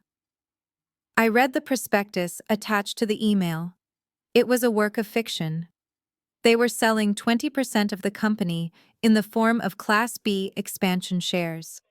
They promised a guaranteed return of 15% within 6 months based on proprietary new contracts that did not exist. They were selling shares in a sinking ship. And worse, they were selling shares that they didn't technically have the right to sell because the company was already insolvent and the assets were encumbered by my liens. It was securities fraud, plain and simple. I leaned back in my car seat. They were walking right into the line of fire. They needed fast cash from gullible investors to pay off Apex Capital before the deadline. They were literally robbing Peter to pay Paul. But they didn't know that Paul was me. My phone buzzed. It was Marcus. "Zola, did you see the email?" he asked. "They are selling equity. This is illegal. They haven't disclosed the debt or the liens." I know, I said, watching the lights go on in the ballroom of the mansion. "They are desperate, Marcus. They think they can charm their way out of this. They think if they get enough rich people in a room and pour enough champagne, they can sell them a dream." "We have to stop them," Marcus said. "People will lose millions." "We won't let them lose a dime," I said. "We let them host the gala. We let them make the pitch. We let them stand on that stage and lie to everyone. And then we shut it down." "But Zola—" "Get me a ticket, Marcus. A ticket." "You are not on the guest list." "I am not going as a guest," I said, starting my car. "I am going as the owner. Buy a table, use a shell company, put it under the name Nemesis Holdings. I want a front row seat when the house of cards falls." I drove away, leaving my father and brother to plan their grand deception. They had 48 hours. They would spend it hiring caterers, renting a stage, and printing glossy brochures full of lies. They thought this gala was their salvation. They didn't realize it was actually their sentencing hearing. The trap was set. The bait was taken. Now all I had to do was wait for the curtain to rise. The morning of the gala arrived with a sky the color of bruised iron. The humidity in Atlanta was oppressive, hanging over the city like a wet blanket, but inside my penthouse the air was cool and still. I stood in front of my walk-in closet staring at the rows of clothes. For years I had dressed to be invisible. I wore beige cardigans and sensible gray slacks, blending into the background of the King estate like a piece of furniture. I had dimmed my own light so my brother could shine. But today the dimmer switch was being ripped out of the wall. I reached past the black and navy suits, the standard uniform of the corporate world, and pulled out the garment bag I had purchased in Milan 3 years ago and never worn. I unzipped it slowly. The fabric spilled out like liquid fire. It was a vintage Armani power suit in a shade of crimson so deep it looked like fresh arterial blood. It was tailored to within an inch of its life. Sharp shoulders, a cinched waist, trousers that fell in a perfect straight line. I put it on. The silk lining felt cool against my skin. I buttoned the jacket and looked in the mirror. The woman staring back was not Zola the data entry clerk. She was not even Zola the sister. She was the executioner. I applied my makeup with the precision of a surgeon preparing for an operation. Sharp winged eyeliner, high cheekbones highlighted to catch the stage lights, and finally a matte red lipstick that matched the suit perfectly. I did not wear jewelry, no pearls, no diamonds. The only accessory I needed was the truth. I walked into the living room where my team was waiting. My penthouse had been transformed into a war room. The large mahogany dining table was covered in files, laptops, and coffee cups. Marcus was there looking anxious but determined. 2 senior partners from my legal firm sat on one side. On the other side sat Detective Miller and his partner from the Atlanta Economic Crimes Unit. The room went silent as I entered. I saw Detective Miller's eyes widen slightly. They knew I meant business. "Good morning, gentlemen," I said, my voice steady. "Are we ready?" Detective Miller stood up. He was a gruff man who had seen too many white-collar criminals get away with a slap on the wrist. He picked up the file in front of him. "We have reviewed the evidence you submitted, Ms. King," he said. "The forensic accountant has confirmed the trail. The funds from the bridge loan provided by Apex Capital were transferred almost immediately to 3 separate offshore accounts linked to known gambling syndicates. And the signature I asked, walking to the head of the table. The lab confirmed it," the detective nodded.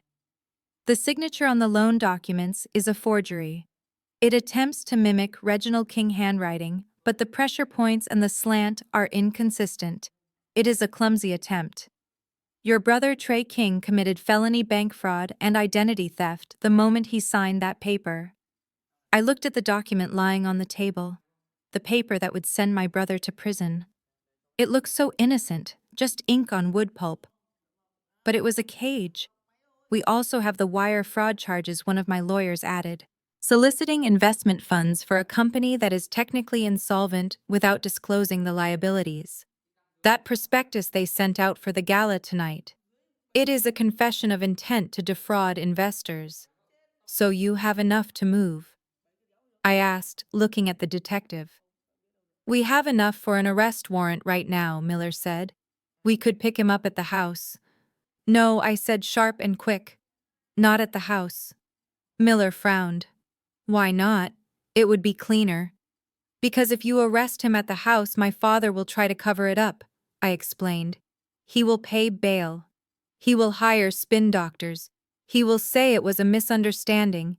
The investors will never know the truth. They will still pour money into that black hole." I leaned forward, placing my hands on the table. The red of my sleeves reflected in the polished wood. "You take him at the gala," I said. "You take him when he is on stage. When he is holding the microphone, lying to the faces of the people he is trying to rob. I want everyone to see it. I want the reputation of the King family to be scorched earth, so that nobody, not even my father, can pretend this didn't happen. Detective Miller looked at me for a long moment. He saw the cold resolve in my eyes. He saw that this wasn't just about justice. It was about purification. Verify the warrant, he told his partner. We will have units on standby at the hotel. We wait for your signal, Ms. King. Thank you, I said. The meeting broke up. The police left to position themselves. The lawyers began packing their briefcases to head to the venue. Marcus stayed behind, packing the final documents into a metal briefcase. I will meet you in the car, Marcus, I said. Give me a minute. He nodded and left the room. I was alone. The silence returned. I walked over to the mantel above the fireplace. There, sitting in a simple silver frame, was the photo of Grandpa Otis. It was taken the day he bought his first fleet of 10 trucks. He was wearing dusty overalls, standing in front of a grill, wiping grease from his hands. He was grinning a smile full of hope and grit. He looked like a man who knew he was building something that would outlast him. I picked up the frame. The glass was cold. I ran my thumb over his face. I am sorry, Grandpa. I whispered, my voice trembling for the first time that day. I know you wanted me to protect them. I know you wanted the family to stay together. I took a deep breath, fighting back the tears that threatened to ruin my makeup. But I cannot save the house without killing the termites, I said to the photo. Dad let the rot set in. And Trey? Trey is the disease. If I let them continue, there will be nothing left of what you built. No trucks, no legacy, just a shameful headline in the newspaper. I looked at his eyes in the photo. They seemed to be challenging me, asking me if I had the strength to do what needed to be done. I have to break it, Grandpa, I said, my voice hardening. I have to smash it into a million pieces. It is the only way to get the keys back. It is the only way to build it back right. With honor, with hard work. The way you did it. I kissed the glass softly and placed the photo back on the mantel. Watch me, I whispered. I turned around. My reflection caught in the mirror again. The red suit blazed like a warning fire. I didn't look like a victim anymore. I didn't look like a daughter. I grabbed my clutch. I walked to the door. I turned off the lights, leaving the penthouse in darkness. The elevator ride down felt like a descent into the arena. Marcus was waiting in the back of the black SUV. He held the door open for me. To the gala, he asked. I put on my sunglasses, hiding my eyes. To the slaughter, I said. The car pulled out into the Atlanta traffic, moving toward the glimmering lights of the downtown hotel. The sun had set. The night had begun. And the red wedding was about to start. The St. Regis Atlanta ballroom was a cavern of gold leaf and crystal chandeliers, a monument to old money and Southern excess. My father and brother had spared no expense in setting the stage for their grand deception.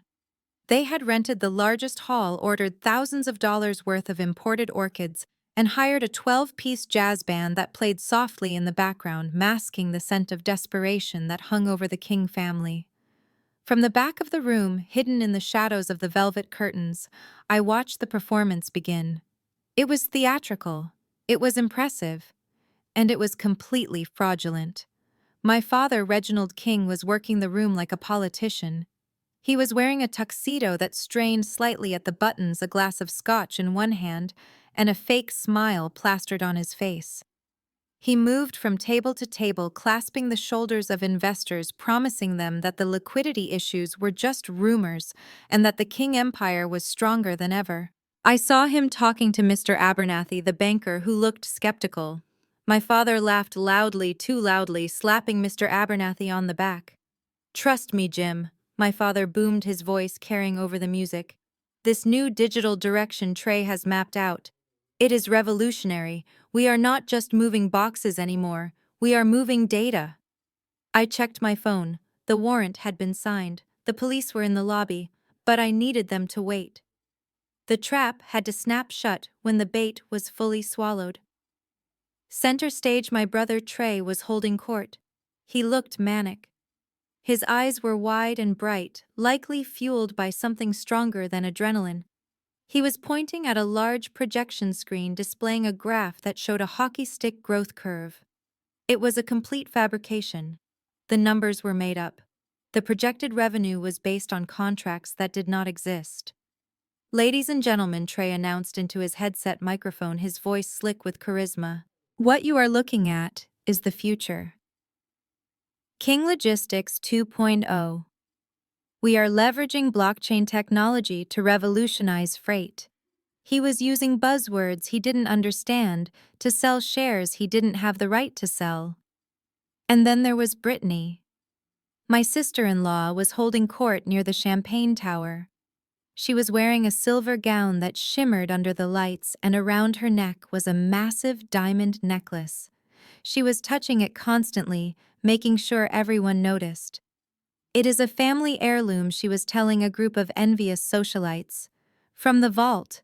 Grandmother King wore it to her wedding. Reggie insisted I wear it tonight. He said it suits the new matriarch of the family." I suppressed a cold smile. Brittany didn't know the truth. She didn't know that the real necklace had been sold by my father 10 years ago to cover a bad investment. The piece around her neck was high-quality paste, a replica made for insurance purposes.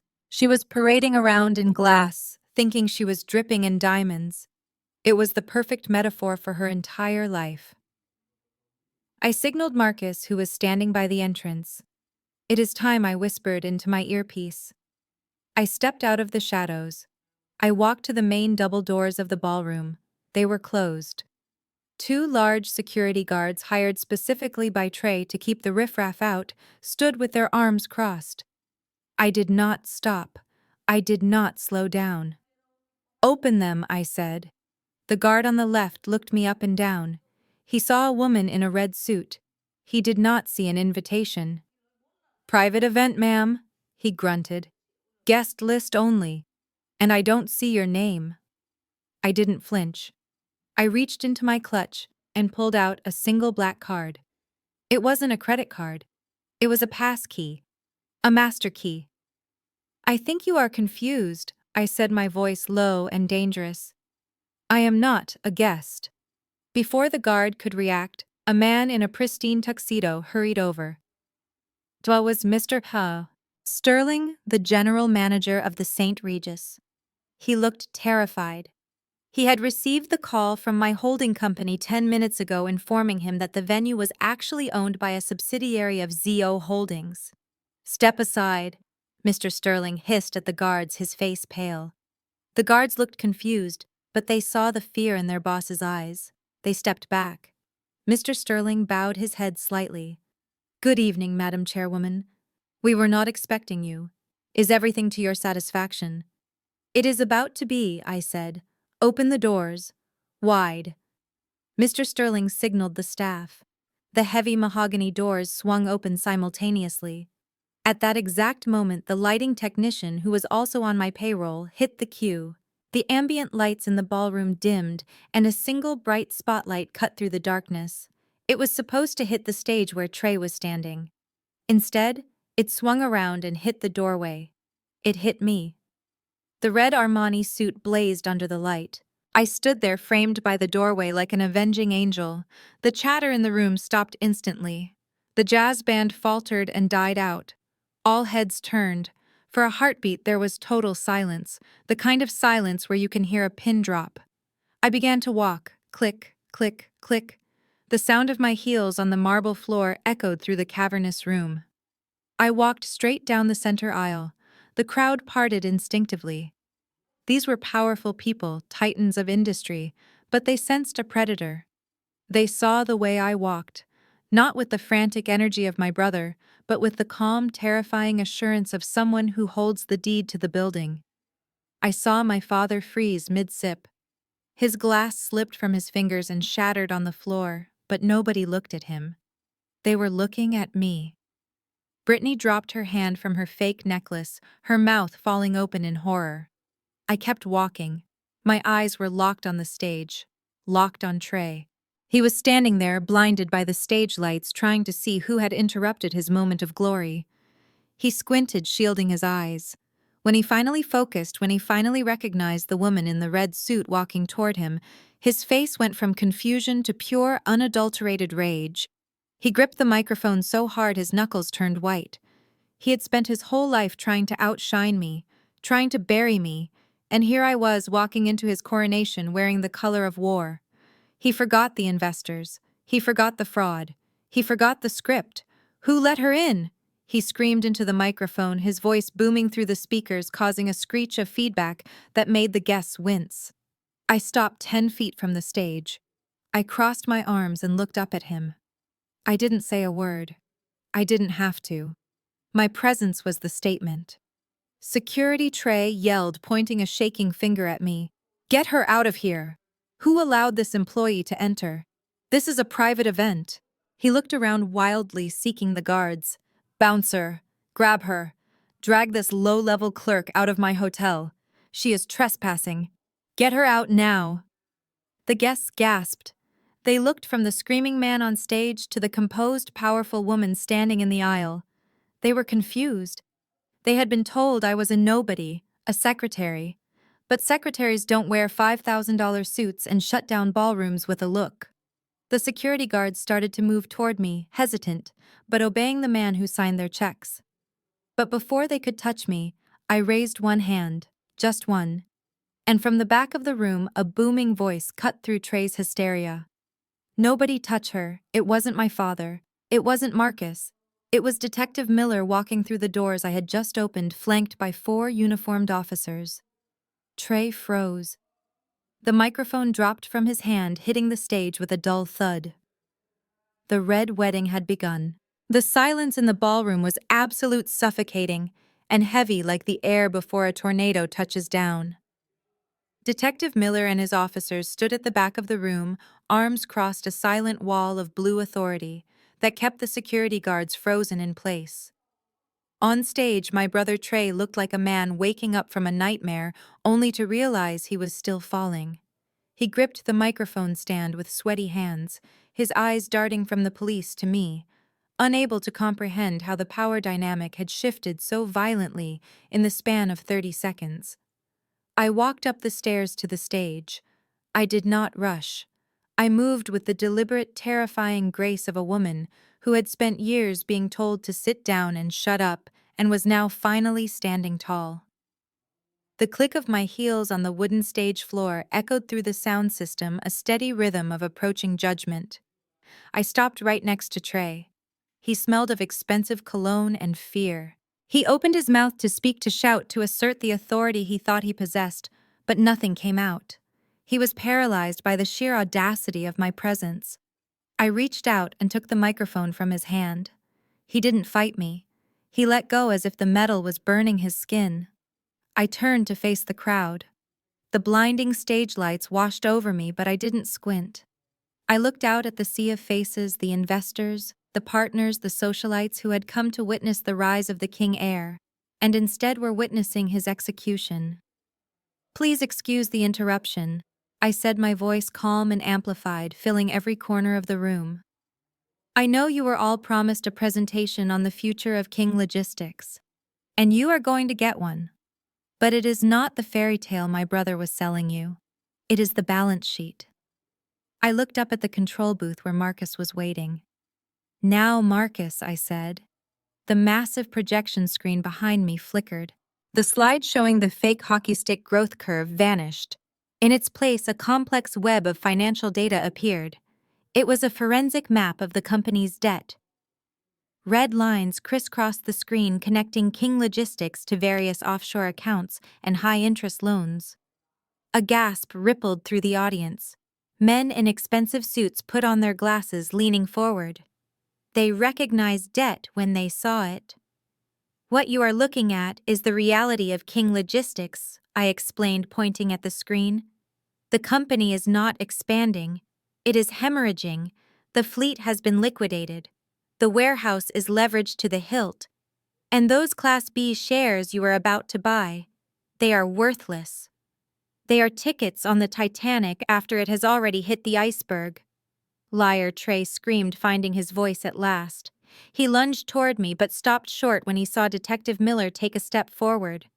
She is lying. She is just a disgruntled employee. I am the CEO. I own this company. Turn that screen off. I turned to look at him slowly. You don't own anything, Trey. I said, my voice dropping an octave, deadly serious. You don't own the trucks. You don't own the warehouse. You don't even own the chair you sit in. Because you borrowed against it all.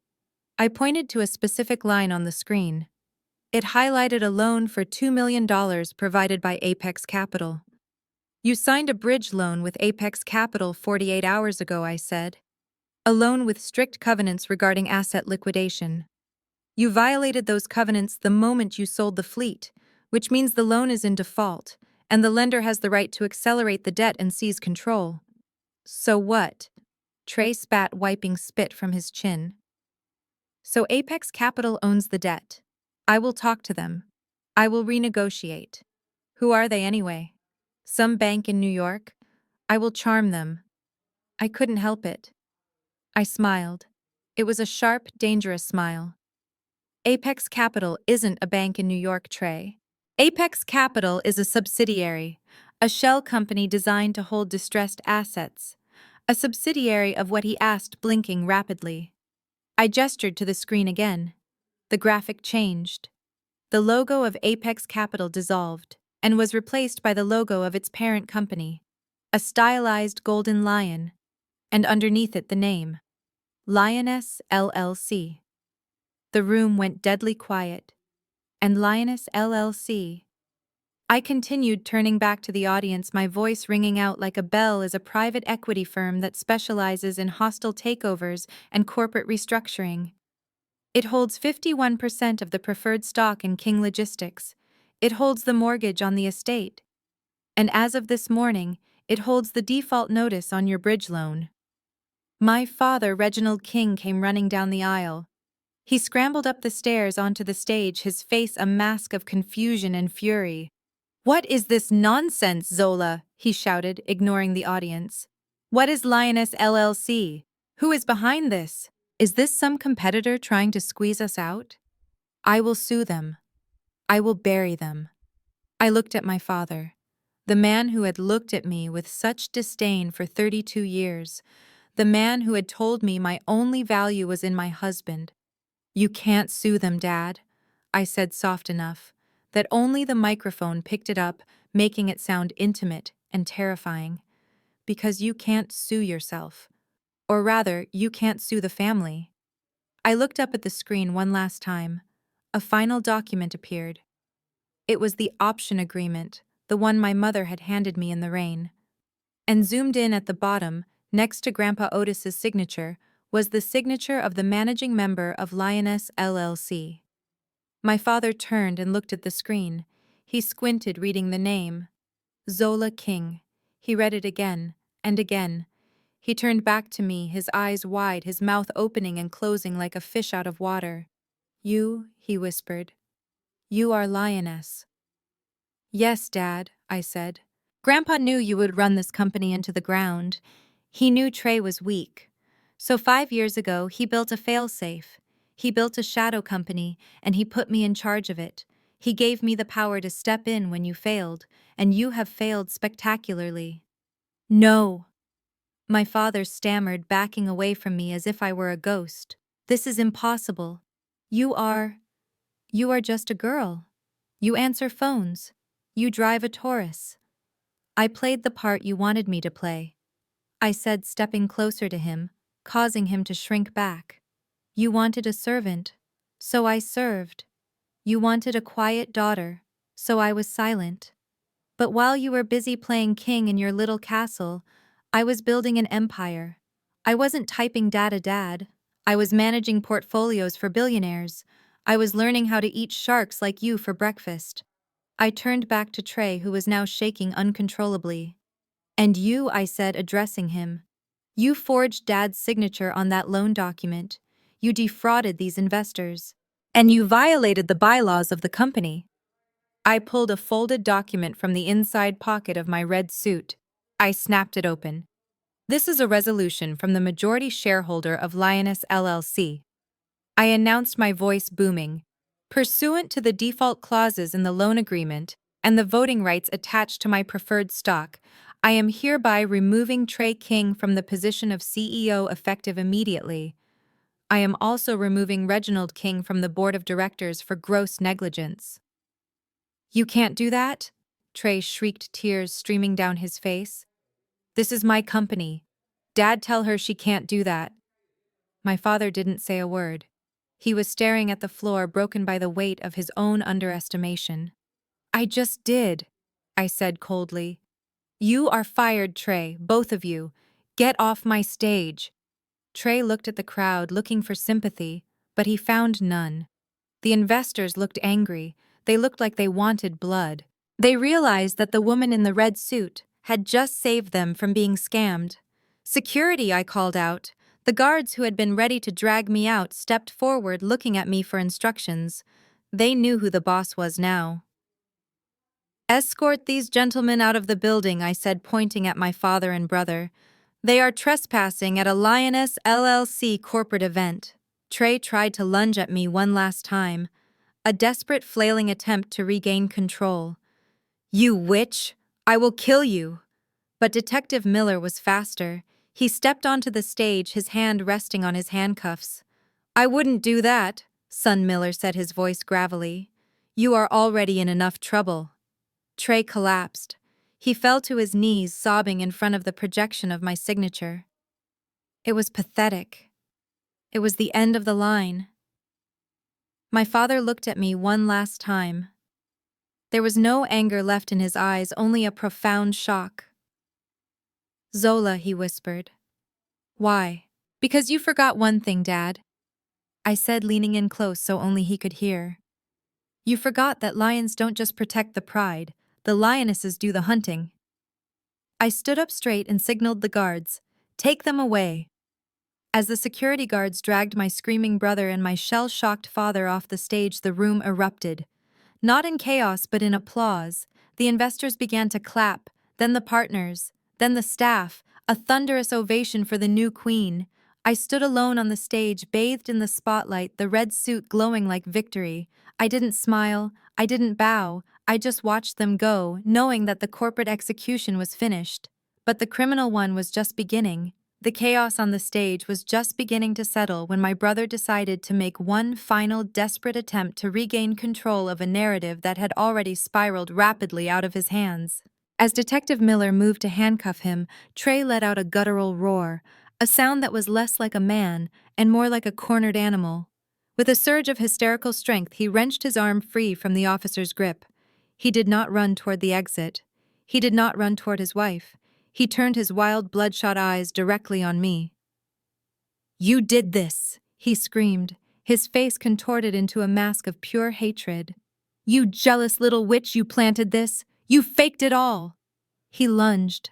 For a split second, the room gasped as Trey sprinted across the wooden stage toward me, his hands curled into claws ready to tear the red suit from my body, ready to erase the sister who had dared to outsmart him. I did not move. I did not flinch. I did not even blink. I stood perfectly still, my heels planted firmly on the floor, watching him come. He never reached me. 2 feet away from where I stood, a shadow moved.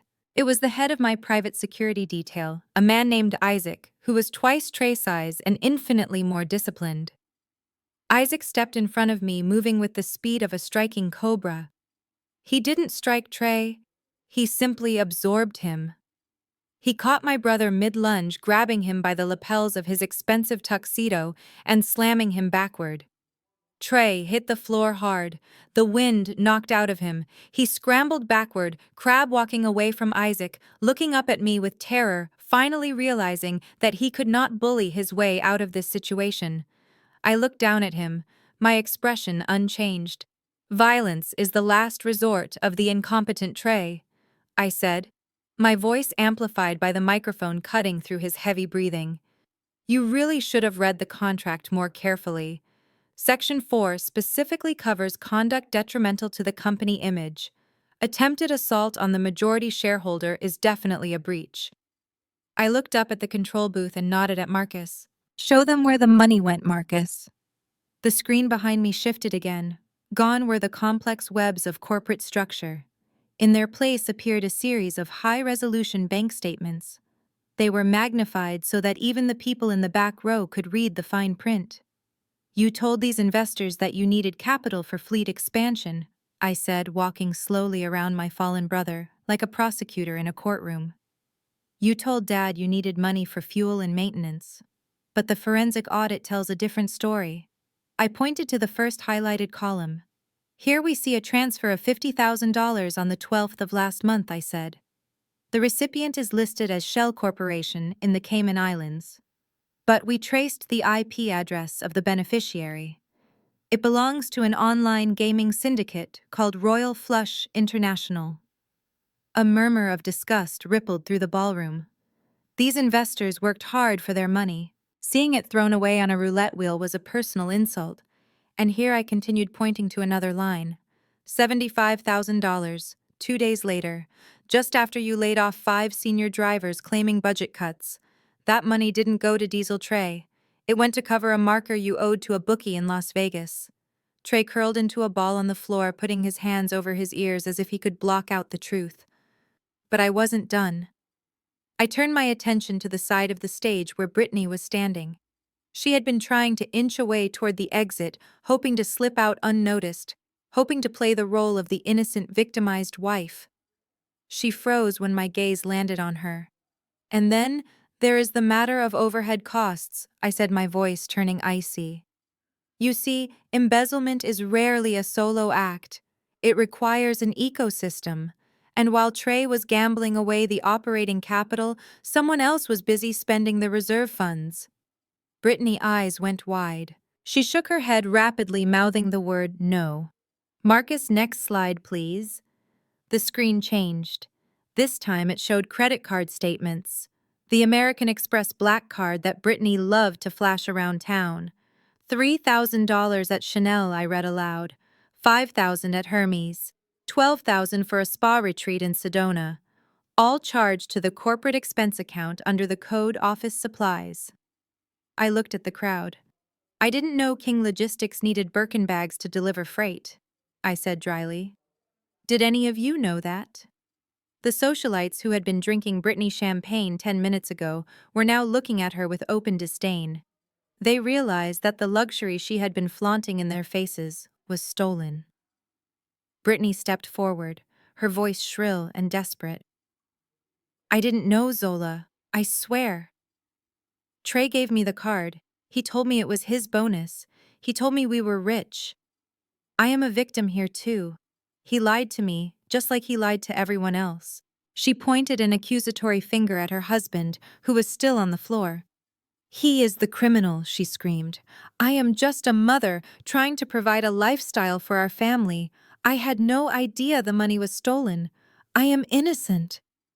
I watched her throw him under the bus without a second of hesitation. It was exactly what I expected. Innocent, I repeated, tilting my head. That is an interesting word choice, Brittany. Because when I had my team dig into the expenses, I found something that didn't fit the pattern. I signaled Marcus. The screen changed one last time, but this time it wasn't numbers. It was photos. High-resolution surveillance photos taken by a private investigator over the last 3 months. The first photo showed Brittany sitting at an intimate table in a bistro holding hands with a man who was definitely not Trey. The man was young, fit, and wearing a tennis outfit.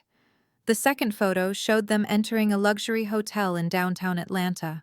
The third photo showed the hotel bill. The room went dead silent. The shock was palpable. You claim you spent the money on the family, Brittany, I said, my voice devoid of mercy. But according to these receipts, King Logistics paid $4,000 last month for a suite at the Four Seasons. The guest listed is not Trey King. It is a Mr. Julian Vance, your personal tennis instructor. Trey, who had been sobbing into his hands, stopped. He slowly lifted his head. He looked at the screen. He saw the photos. He saw his wife, the woman he had stolen, for the woman he had destroyed his relationship with me, for smiling at another man. The color drained from his face, leaving him looking like a corpse. Brittany stammered, backing away until she hit the wall. It was just lessons. Private lessons. That is not what it looks like. It looks like you were charging the company for your affairs, I said. You didn't just spend stolen money, Brittany. You used the money your husband stole to pay for the hotel room where you cheated on him. Trey stood up. He didn't look at me anymore. He didn't look at the police. He looked at Brittany. The betrayal in his eyes was absolute.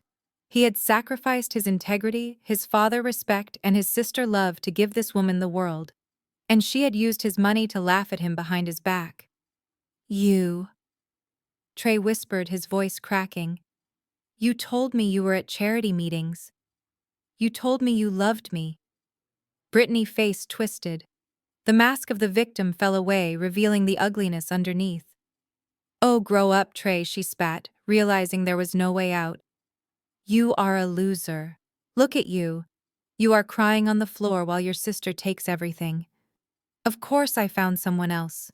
You couldn't even satisfy me, let alone run a company.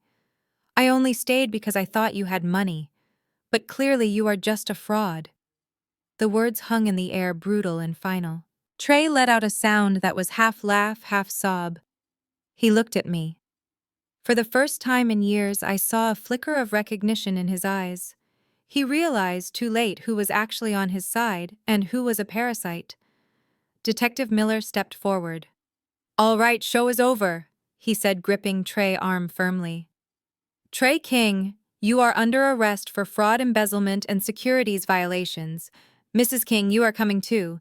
We have questions about those credit card charges. Being an accessory to fraud is still a felony. Brittany started screaming as a female officer grabbed her arm. My parents will sue you. Do you know who my father is? Get your hands off me. They dragged them both off the stage. My father, Reginald King, watched them go. He was sitting on the edge of the stage, looking old and defeated. He had lost his son. He had lost his daughter-in-law. And he had lost his company. He looked up at me. Zola, he rasped. You destroyed us. No, Dad, I said, looking down at him, my red suit gleaming under the lights. I didn't destroy anything. I just turned on the lights. The roaches did the rest to themselves. I turned back to the microphone one last time, addressing the stunned audience. Ladies and gentlemen, I apologize for the drama tonight. But at King Logistics, we believe in transparency. The previous management has been removed. The debt is being restructured, and as of tomorrow morning, operations will resume under new ownership. I paused, letting the weight of the moment settle. My name is Zola King, and I promise you this company will never lie to you again. Enjoy the champagne. It is paid for. I placed the microphone on the stand. I turned and walked off the stage, leaving the wreckage of my family behind me. I walked straight toward the exit where Marcus was holding the door open. I didn't look back. There was nothing back there for me anymore. I had walked in as a ghost. I was walking out as the queen. The metallic click of the handcuffs ratcheting tight around my brother's wrists was a sound that seemed to cut through the heavy atmosphere of the ballroom like a guillotine blade. It was a cold, final sound. The sound of consequences finally catching up to a lifetime of entitlement. Trey was no longer the arrogant CEO standing on a stage preaching about the future. He was just a man in a rumpled tuxedo, his hands bound behind his back, his face wet with tears and sweat. Detective Miller did not handle him with kid gloves. He spun Trey around and began to recite his rights, the words flowing with a practiced rhythmic cadence that everyone in the room recognized from television procedurals. You have the right to remain silent. Anything you say can and will be used against you in a court of law. Trey was not remaining silent. He was babbling a stream of incoherent pleas.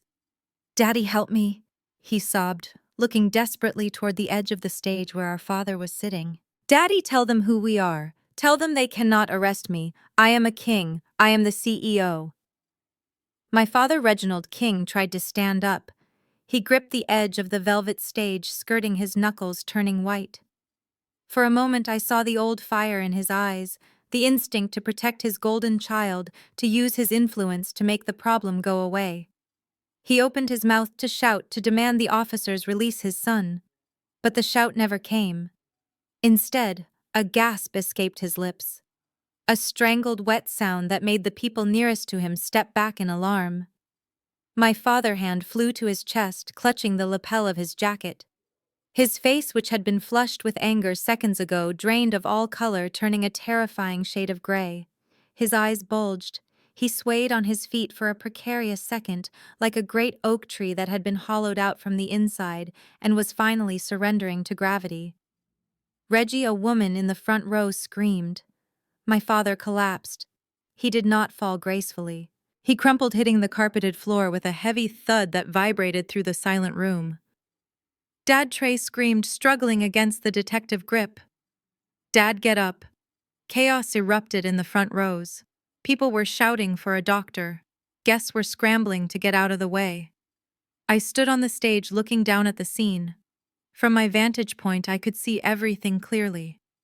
I saw the way my father's legs twitched. I saw the way his breathing came in shallow, ragged gasps. I did not run to him. Years ago, when I was 7, I had fallen off my bicycle and scraped my knee down to the bone. I had run to my father, crying, bleeding, looking for comfort. He had looked at me with cold indifference and told me to stop crying, because kings do not cry over spilled blood. He had told me to toughen up. So I stood there, and I toughened up. Call the paramedics, I said to Marcus calmly. My voice was steady, devoid of the panic that was infecting everyone else. They are already on their way, Zola Marcus replied, speaking into his headset. We had a medical team on standby in the lobby, just in case. Within seconds, the double doors burst open again, and a team of EMTs in bright yellow uniforms rushed in, pushing a gurney. They cut through the crowd, parting the sea of stunned investors. While the medics worked on my father, ripping open his shirt to attach monitor leads, my sister-in-law decided it was her moment to exit. Brittany had been watching the scene with wide, terrified eyes. She saw her husband in handcuffs. She saw her father-in-law on the floor, possibly dying. And her instinct was not to comfort either of them. Her instinct was self-preservation. She began to back away slowly toward the emergency exit on the east side of the ballroom. She kept her head down, trying to make herself small, trying to blend into the crowd of confused guests. She clutched her purse tightly to her chest, the purse that likely contained the corporate credit cards she had abused for years. I watched her go. I raised my hand and pointed a single finger. Officer, I said, my voice amplified by the microphone. The woman in the silver dress. She is attempting to flee the scene. Brittany froze. A uniformed female officer who had been standing near the exit stepped in front of her, blocking the path. Excuse me, Brittany stammered, her voice pitching up into a feigned innocent panic. I just need to get some air. My father-in-law just collapsed. I am going to call my doctor. I am breathless. Please let me pass. I am afraid I cannot do that, the officer said firmly. You are named in the warrant. What warrant? Brittany shrieked, dropping the facade. I didn't do anything. I am just a wife. I don't know anything about business. My husband did all of this. Arrest him. Detective Miller handed Trey off to another officer and walked over to Brittany. He pulled a folded paper from his pocket. Brittany King, you are under arrest for conspiracy to commit wire fraud, aiding and abetting, and grand larceny, he said. Larceny, she spat. That is ridiculous. I never stole anything.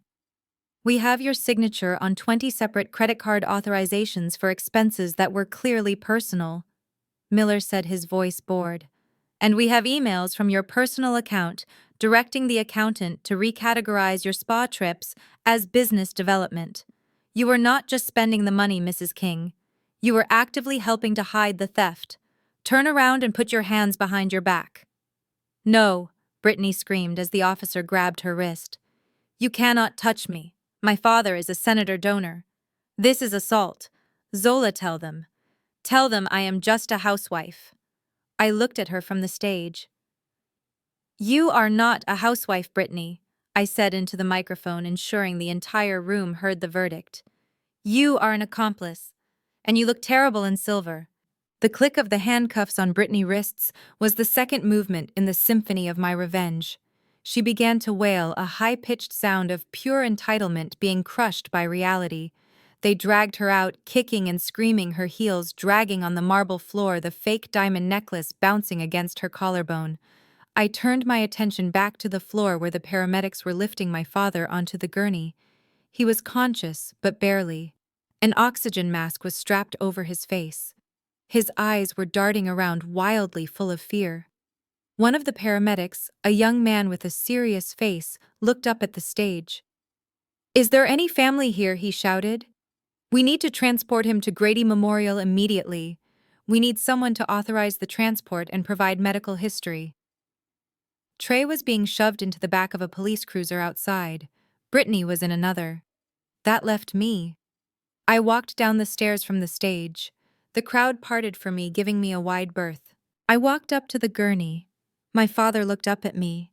His eyes above the plastic mask were pleading. He reached out a trembling hand toward me. His fingers brushed the fabric of my red suit. He was asking for forgiveness. He was asking for his daughter. I looked at his hand. Then I looked at the paramedic. "I am his daughter." I said, my voice cool and professional, like a doctor delivering a diagnosis. "His name is Reginald King. He is 60 years old. He has a history of hypertension and high cholesterol. He is on beta blockers, but he often forgets to take them because he believes he is invincible."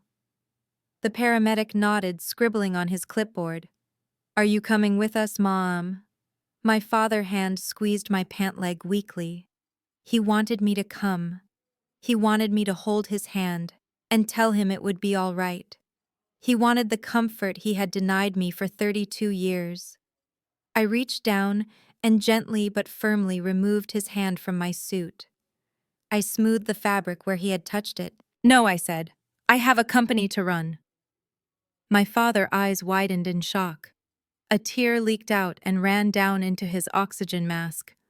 I took the clipboard from the paramedic. I signed my name at the bottom of the release form. Zola King. The signature was sharp, angular, and strong. "Take good care of him," I said, handing the clipboard back. "Send the bill to his personal estate. The company insurance no longer covers him as of 10 minutes ago." I stepped back. "Load him up," the paramedic shouted. I watched as they wheeled him out. The red and blue lights of the ambulance and the police cars flashed through the open doors, painting the ballroom in a chaotic strobe effect. I stood alone in the center of the room. The investors were watching me. The staff was watching me. I turned to Marcus, who was standing by the stage waiting for orders. "Clear the room, Marcus," I said quietly. "Send everyone home. And call the cleaning crew. I want this place scrubbed. I want every trace of them gone by morning." Marcus nodded. "You got it, boss." I walked toward the exit, not following the ambulance, not following the police cars, but walking toward my own car. The night air was humid and thick.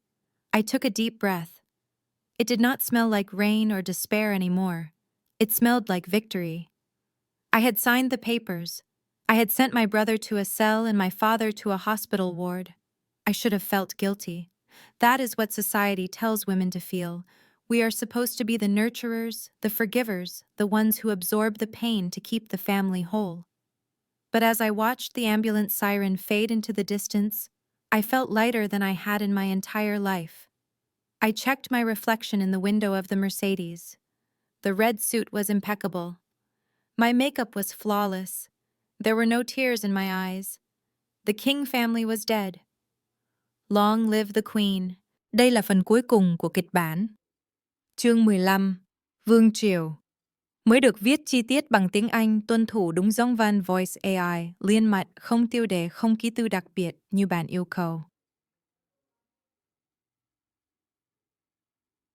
30 days after the gala, the sun rose over Atlanta with a clarity that felt almost supernatural. The humidity had broken, and the air was crisp and clean, much like the ledger of the company formerly known as King Logistics.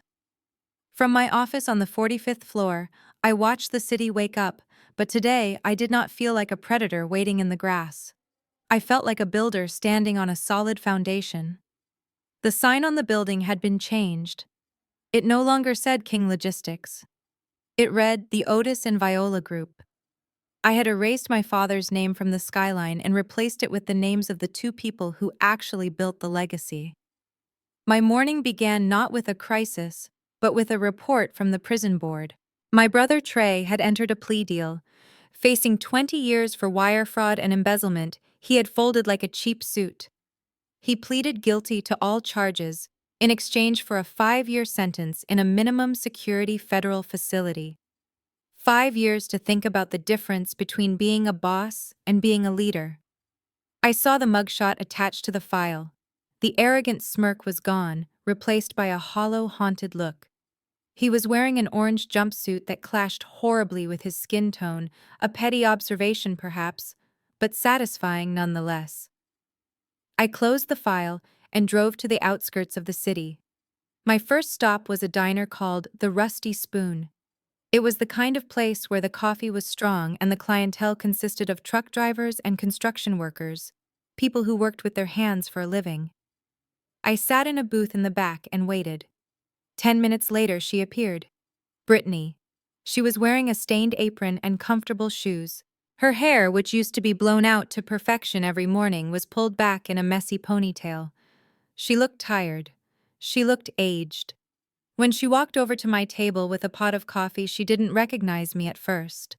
I was just another customer. "Coffee, hun?" she asked, staring at her notepad. "I will take it black," I said. She froze. The pot shook in her hand, rattling against the ceramic mug. She looked up slowly. Her eyes widened. "Zola," she whispered, looking around nervously, as if I had brought the police with me. "What are you doing here? Are you here to gloat?" I looked at her. I looked at the cheap uniform. I looked at the broken nails. "No, Brittany," I said softly. "I am just checking on my former employees. I heard the legal fees took everything." "Everything," she hissed, leaning in. "They took the condo. They took the jewelry. Even the fake necklace. My parents won't speak to me. I have nothing, Zola. I am serving eggs to people I used to look down on." "It is honest work," I said, taking a sip of the coffee. "It builds character. Something you never had the chance to develop." She glared at me, tears pricking her eyes. "I hate you." "I know," I said, placing a $100 bill on the table. "Keep the change." And Brittany tried to smile more. "It helps with the tips." I walked out, leaving her staring at the money. It was the last time I would ever think about her. She was no longer a villain in my story, just a footnote. My next stop was a facility called Shady Oaks. It was a mid-range assisted living center. It was clean, and the staff was competent, but it was a far cry from the luxury my father had envisioned for his retirement. There were no golf courses, no cigar lounges, just bingo nights and communal meals. I walked down the hallway, which smelled faintly of antiseptic and boiled vegetables. I found Reginald King in room 304. He was sitting in a wheelchair by the window, staring out at the parking lot. The stroke at the gala had been mild physically, but it had devastated him mentally. He had lost his speech for a week, and though it had returned, his spirit remained broken. He turned when I entered. He looked small. The giant who had terrified me for 32 years had shrunk into a fragile old man. "Zola," he croaked, "you came." I did not sit down. I stood at the foot of his bed, holding a manila folder. "I brought the papers, Dad," I said. He looked at the folder. He knew what was inside. "Divorce papers," he whispered. "She is really doing it. After 40 years. "She is," I said. "She has already signed them. She just needs your signature to make it final." My father looked out the window again. "Where is she? Why didn't she bring them herself?" "Because she is busy packing," I said. "And because she doesn't answer to you anymore. You signed away her rights to the estate, Dad. You thought you were stripping her of power, but you actually stripped her of obligation. She is free." He took the pen with a shaking hand. He didn't argue. He didn't threaten. He just signed his name, Reginald King. It was a weak scrawl, a shadow of the signature he used to wield like a weapon. "Is there anything else?" he asked, handing the folder back. "Are you going to take my pension too?" "No," I said. "The company will cover your stay here. It is a standard package for retired employees." You will be comfortable, Dad. You will have a roof and food, which is more than you gave me when you kicked me out in the rain." He flinched. The memory clearly haunted him. "I made a mistake," he said softly. "I bet on the wrong horse." "You didn't just bet on the wrong horse, Dad," I said, turning to leave. "You tried to shoot the jockey." I walked out of the room. I didn't look back. I didn't feel sad. I felt light. The cord was cut. I drove straight to Hartsfield-Jackson International Airport. I found my mother Viola waiting at the international terminal. She looked breathtaking. She was wearing a trench coat and a silk scarf, and for the first time in her life, she didn't look like she was shrinking. She looked like she took up space. She saw me and smiled, a genuine, radiant smile that reached her eyes. "Did he sign?" she asked, hugging me. "He signed," I said, handing her the folder. "You are a free woman, Mom." She took a deep breath, inhaling the air of the terminal as if it were mountain breeze. "I cannot believe it," she said. "Paris. I have wanted to go since I was 20. I handed her the envelope containing her first-class ticket and the deed to a small apartment in the Latin Quarter. "It is yours, Mom," I said. "Not a loan, not a gift with strings attached. It is your dividend. From Lioness LLC. You earned it." She looked at the ticket and tears welled up in her eyes. "Zola," she said, cupping my face, "I am so proud of you. Not because you won, but because you didn't let them turn you into him. You stayed you." "Go catch your flight, Mom," I said, kissing her cheek.